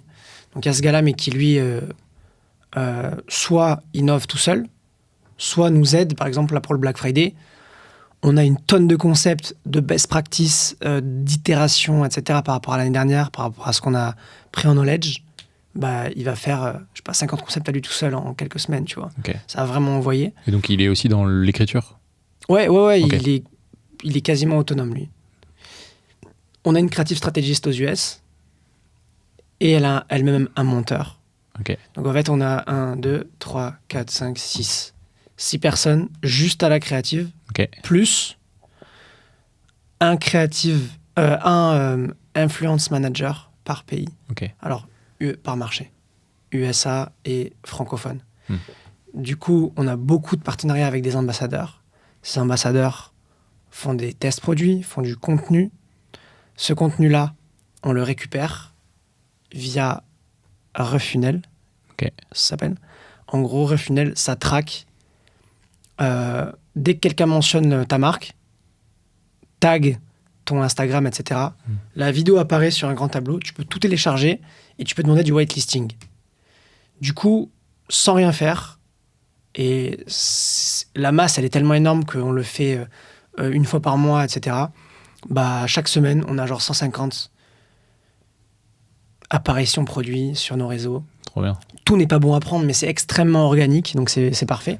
Si quelqu'un met ton produit en story, tu prends l'image de la story, tu whitelist, si tu as un accord avec la personne, on en a, tu whitelist la personne, et en fait, du coup, sur Instagram, quand tu scrolles, tu vois la story d'Étienne, tu scrolles, et là, c'est Étienne, mais il y a un CTA. Du coup, c'est ultra organique. Et ça, c'est un banger. Donc, entre l'organique des ambassadeurs, des clients, tous les concepts qu'on a, tous les événements qu'on fait, et tout simplement la vie autour de la marque, tu vois. Aujourd'hui, on a des concepts scriptés, mais la plupart de nos concepts, c'est du direct. Ça veut dire que, je sais pas, on va faire le salon du running. Moi, je parle avec un client. Il me dit... T'as eu l'idée comment Flytex ou alors comment trouver sa taille? Ben, j'ai un caméraman en fait qui est là, qui couvre le salon et qui sait que je vais avoir des interactions où ben, je vais dire les termes, tu vois. Donc on capture ce moment-là et ça fait une créa qui est ultra naturelle. C'est très apprécié. Et qui du coup s'occupe un peu de, tu vois, sélectionner ce qui est bon à prendre, de catégoriser ça par angle? Ce que tu disais tout à l'heure que vous avez quand même une approche... au-delà du fait d'avoir plein de sources différentes de contenu qui vous remontent plus ou moins organiquement, tu disais que vous avez quand même une approche assez méthodique derrière de déclinaison ou de testing sur, tu vois, est-ce que c'est l'angle qui fonctionne, est-ce que c'est l'avatar, est-ce que c'est... Qui s'occupe de justement cette partie un peu, tu vois, purement stratégie, de se dire ça on prend pas, l'écriture on va plutôt penser avec un fil de cette manière-là, et c'est ça qui va driver le montage pour les personnes, pour les monteurs, tu vois, la catégorisation par angle, ce genre de choses, c'est... Les créatifs stratégistes, c'est leur taf, tu vois. Alors, il y a peu de choses qu'on prend pas. On est plutôt du genre à tout prendre, à tout envoyer, à laisser Facebook faire. Oui, parce que tu crames pas de budget sur des créas qui fonctionnent pas dans tous les cas. Et par contre... ça t'enlève quand même une bonne charge mentale, quoi. Énorme. Et du coup, eux, ils sont que sur l'avenir, c'est-à-dire qu'est-ce qui fonctionne, comment refaire ce qui fonctionne. Et encore. En fait, ce qui fonctionne, ça fonctionne. Et aujourd'hui, surtout avec l'écosystème d'Andromedia qui est nécessaire, ce qui fonctionne, si tu refais ce qui fonctionne, ça va même pas spend. Parce que l'utilité d'un contenu, elle est déjà... La case, elle est prise. Donc en fait, tu as juste à trouver d'autres cases en plus. Donc il faut faire juste plus de choses différentes. Et l'ADS fatigue, elle est beaucoup moins importante qu'avant parce que chaque créa a une case. Si tu multiplies les cases, t'as moins d'ADS fatigue. Enfin, c'est assez impressionnant maintenant. Plus t'as de créa, moins t'as d'ADS fatigue. C'est clair. Je réfléchis parce que j'ai encore 10 000 questions et je vois qu'on est déjà bientôt à la fin du temps. T'as des formats qui fonctionnent plus que d'autres? Des choses que tu identifies? Ouais. Je pense que les formats, ça dépend vraiment de ton marché. Enfin, ouais, ton produit, ton marché. Nous, les formats qui marchent très bien, c'est des formats qui sont naturels. Donc, des formats où vraiment pure authenticité. Et d'ailleurs, ça matche bien avec la marque. Pure authenticité. On est sur un shooting. Je vois notre mannequin qui porte mal la compression. Je vais le voir, je lui dis « Tu portes mal la compression ?» Il me dit « Ouais, mais ça glisse. » Je lui dis « Ah, mais c'est normal que ça glisse. Parce que c'est pas la bonne taille, tu vois. Ça devrait t'arriver là, faire ça, faire ça. » Et en fait, c'est du direct. Je savais même pas que j'étais filmé. Et je viens d'expliquer aux gens comment trouver leur taille. Et eux, ils se disaient « Je vais pas acheter parce que j'ai peur de pas trouver ma bonne taille. » Donc ça répond à une case. Et en fait, ce genre de créa, ça marche extrêmement bien. On en a des centaines. Parce que, comme je te disais tout à l'heure, on a juste à vivre le moment. Et si c'est filmé, ben, tu peux faire une créa. Tu ajoutes du contexte au début, tu mets un petit hook textuel. Est-ce que j'allais dire, est-ce que tu fais... Du coup, là, tu la prends brute, à la fin, est-ce que tu mets un call to action ou tu la laisses telle quelle? Ça dépend. Par exemple, sur cette créa-là, j'ai marqué comment trouver sa taille, point d'interrogation. Et tu me vois aller vers le mec et lui expliquer comment ajuster son maintien à la bonne taille. Une très bottom funnel, elle, pour le coup, mais... Ouais, très bottom funnel, t'as raison. Ouais. Très bottom funnel, ou alors top ads qu'on a en ce moment, depuis un moment.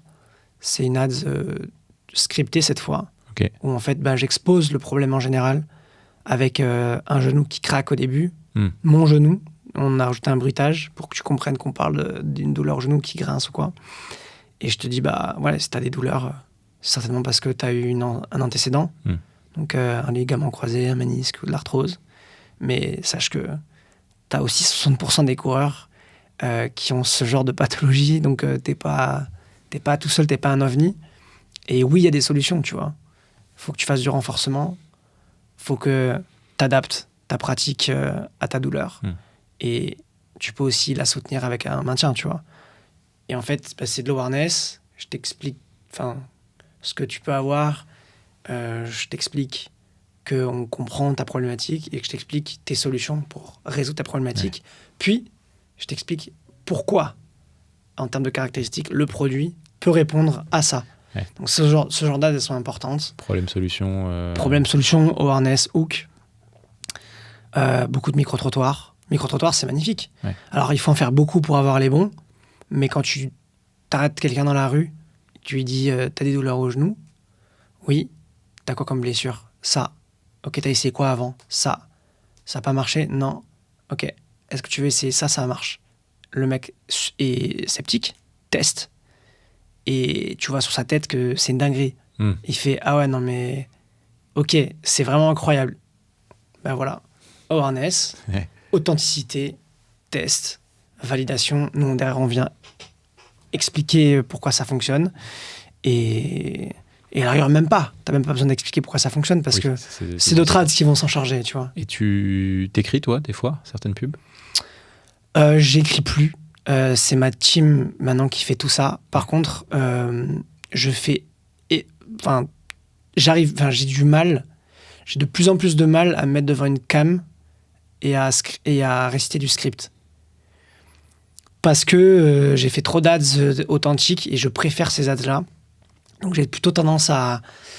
on me donne l'angle et je vais faire un direct. C'est-à-dire que c'est mon sujet, tu vois. Je vais pas l'inventer, ce que je vais dire. Tu vas pas lire tout le truc. Pas lire tout le truc. Je préfère largement jouer avec des idées de hook, de situation, de position et improviser tout en ayant quand même une structure. Je sais à qui je parle, je sais pourquoi je le dis, je sais quelle langue je vais dire. Et après, je vais totalement improviser de manière full naturelle. Et c'est ça que je préfère. Donc, je scripte moins. J'ai plutôt de la direction d'angle. Et après, sur le moment, on a plein d'idées. Quand on fait des concepts, on en a fait un ce matin. On a fait 35 hooks et un main. 35 hooks pour le même concept? Ouais. Ok. Ads Black Friday. On s'est amusé, on avait un carton. On a versé les produits, on se les a lancés j'ai bu tout, dans une tasse. tout ça, c'est scripté ou c'est sur le moment où tu te dis non, on cherche des variantes? Ouais, on s'en fout en fait. Et mon bras droit, il me connaît. Et lui aussi, il est créatif. Donc il me dit ouais, on a ça à faire. En gros, l'Ads, elle va servir à quoi? À donner l'offre du Black Friday. Mais pour ça, il faut faire un bon hook. Donc on va tester plein de hooks. Ensuite, on va amener l'offre, rajouter de la scarcity parce que c'est limité dans le temps. Donc tu as quand même des frameworks un peu que il y a tu un gardes en framework, tête. tu respectes un framework, mais on en a fait tellement que c'est toujours c'est toujours le même framework, quoi. Plus ou moins. Ouais. On a notre narrative, donc on l'utilise. Et vous sortez combien de créas à peu près par semaine avec ça? Du coup, tu dis 1000 par mois, c'est ça? Ouais, ça dépend. Parfois on fait moins, parfois on fait beaucoup plus. Ouais. Ça dépend un peu les périodes et les besoins, tu vois. Ces derniers temps, par exemple, on a beaucoup freiné les créas sur notre best-seller. Ouais. Parce que là, à l'heure actuelle, j'ai 1 an de drive et surtout, j'ajoutais des nouvelles et Facebook dépensait plus. Pourquoi? Parce que le marché acheteur, il est... on a trop de créa par rapport à ce qu'on peut dépenser par rapport au marché acheteur. Ouais, ok. Donc, il n'y a plus de besoin, tu vois. Par contre, on a plein de nouveaux produits. Du coup, on s'est concentré sur remplir les CBO des autres produits. Ok. Donc, on a un focus là-dessus. Donc scale un peu plus horizontal, quoi. On scale horizontal maintenant, Ok. ouais. Donc, moi, je ne saurais pas te dire exactement le volume de créa qu'on sort chaque semaine, mais... Et tu as une routine peut-être... Est-ce que vous produisez, je sais pas, le lundi, vous mettez à tester le mercredi et vous analysez le vendredi? C'est quoi un peu le cycle? Ouais, c'est exactement ça. Ok. En gros, le lundi, on lance. Le lundi, on lance, mais en même temps, le lundi, on analyse les anciennes, celles de la semaine dernière, parce qu'elles ont eu 7 jours pour être... Donc c'est toujours 7 jours les 7 jours phases minimum, d'analyse. ouais. Ok. Ouais. 7 jours, le lundi, on analyse les ads de la semaine dernière. Et on lance le lundi. On a des process dans Notion où les créastrats me mettent les cartes prêtes à lancer. Moi, je choisis aussi par rapport à la variété. Tu vois, s'il y a des concepts qui sont totalement innovants, je vais les pousser. Si c'est répétitif, je les laisse traîner dans les drives. Et je refais souvent le tour des concepts restants. En fonction de l'écosystème que j'ai en tête, je l'ajuste ou pas. Tu as un ou deux outils que vous utilisez pour la partie créa? Motion, peut-être? Non? On a testé, mais c'était pas forcément concluant. TrendTrack, qu'on utilise de Bichente, qui est un pote. Ça, c'est top, parce que ça nous permet de voir les créas de grosses marques, des concurrents, des Américains, etc. Donc, tu te positionnes par rapport à ce qui est nouveau. Triple Whale, ça te remonte aussi tes best créas. On utilisait Foreplay aussi à un moment pour se faire des cartes d'inspiration. Mais ouais, sinon on a je pense qu'on peut perfectionner tout ça, mais j'ai l'impression qu'on est plus performant dans ce chaos-là, tu vois. J'ai vu beaucoup de boîtes se prendre énormément la tête sur l'analyse, sur les trucs, pendant que l'autre analyse, nous on crée sans concept, tu vois. Les deux fonctionnent, et je dis pas que l'un est mieux que l'autre. Je pense que nous on devrait être encore plus intentionnel, bien réfléchir les cases qui nous manquent et essayer de les remplir avec des formats bien préparés. C'est ce qu'on fait de plus en plus. Mais on est plutôt dans l'action que dans l'analyse. Je sais pas si tu as vu d'ailleurs des nouvelles métriques là, que Meta a annoncé. Peut-être que aux US, du coup, c'est déjà dispo. Donc tu les as peut-être sur une partie de tes comptes. Mais c'est Top Creative Theme. Et en gros, il va pouvoir te dire justement ces fameuses cases. En gros, t'es très bon déjà sur l'angle humoristique, il te manque un peu de créa sur l'angle social proof. Et ça, en vrai, game changer, parce que ça te fait l'auto-travail d'analyse des angles sur lesquels tu es plus ou moins performant ou il te manque 2-3 créas. Rapidement, j'ai une question moi, qui me vient. C'est intéressant parce que tu as une très bonne vision stratégique de ce que tu veux faire avec Flytex à long terme. Et en même temps, tu as les mains dans le cambouis au quotidien avec tu vois, des sujets qui sont très opérationnels comme le compte Business Manager. Tu vois. Comment tu fais pour jongler entre les deux et arriver à passer ton cerveau de je passe du long terme à du court terme Je dirais que je suis connecté à l'intérieur, tu vois, à moi-même. C'est ça qui me fait la vision. Enfin, en fait, la vision, c'est un ressenti, tu vois, chez moi. Enfin, en gros, c'est comme de l'inspiration, tu vois. Quand t'es inspiré par quelque chose, t'as des choses qui viennent. Je vois une marque faire un truc cool, je dis ah ça j'aime bien, j'aimerais ça plus tard, ça j'aime bien. Je prends de plein de choses ce qui m'entoure et après mon intuition elle me donne là où je dois aller et c'est pour moi c'est de l'alignement en fait. Ok, qu'est-ce que je suis à l'intérieur, comment je me sens, est-ce que ça c'est bien, non, ok ça c'est bien, ah ouais là ça vibre bien, bah je vais là, tu vois. Donc cette direction-là, si je l'extrapole, ça donne ça, un festival, un écosystème de projets. Et du coup, bah, c'est 100% de mon temps de réflexion, tout ça. Donc tu as le temps de penser à plein de choses dans plusieurs années. Enfin, ça fait des années que je pense qu'à ça. Ouais. Et mon cerveau est branché que là-dessus. Donc en fait... Tu crées, tu designs ta vision comme ça, tu l'affûtes, tu la changes, tu l'aiguises et petit à petit, tu as une vision de plus en plus limpide, mais parce qu'en fait, tu la travailles tout le temps. C'est quoi la suite pour Flytex, les grands projets? Complément alimentaire avec abonnement.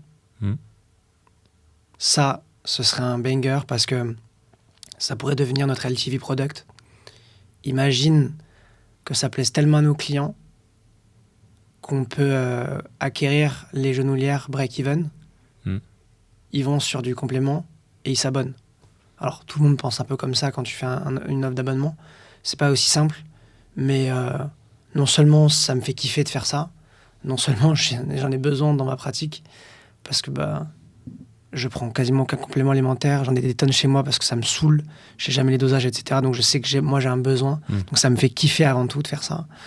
Et non seulement, ça pourrait vraiment résonner avec notre écosystème et business. Et en plus, comme tu dis, tu as déjà le produit d'appel côté genouillère Flytex. C'est ça, on a les bons partenaires. C'est une entreprise c'est une marque de compléments alimentaires bio extrêmement connue en France, qui a sa propre usine, qui est un ami, qui sont des amis et qui m'aident avec la recette. Donc je pars pas de zéro, tu vois. Et ce sera une marque séparée ou ce sera au sein de Flytex? Alors, le nom, c'est pas Flytex. Enfin, ce sera dans Flytex. Okay. By Flytex plutôt. D'accord. Et vendu sur Flytex.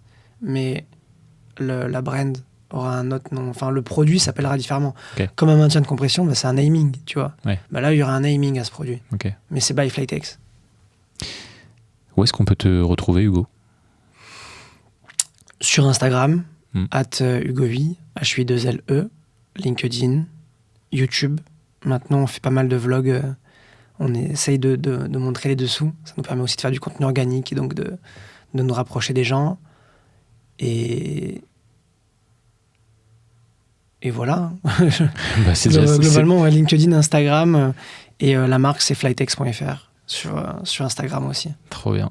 Écoute, merci beaucoup pour cet échange. Très cool de t'avoir eu sur le podcast. On te souhaite évidemment plein de réussite dans les projets avec autant de cœur et d'énergie que tu y mets. Franchement, c'est cool. Ça fait plaisir. Et puis on se dit à très vite. Merci beaucoup. Salut Hugo. Ciao. Merci. Merci de m'avoir écouté jusqu'ici, j'espère que tu as pris autant de plaisir à écouter cet épisode que j'en ai pris à l'enregistrer. Si c'est le cas, tu peux laisser un petit avis sur Apple Podcast ou Spotify. N'hésite pas à en parler autour de toi ou sur les réseaux, et je te dis à très vite pour un nouvel épisode.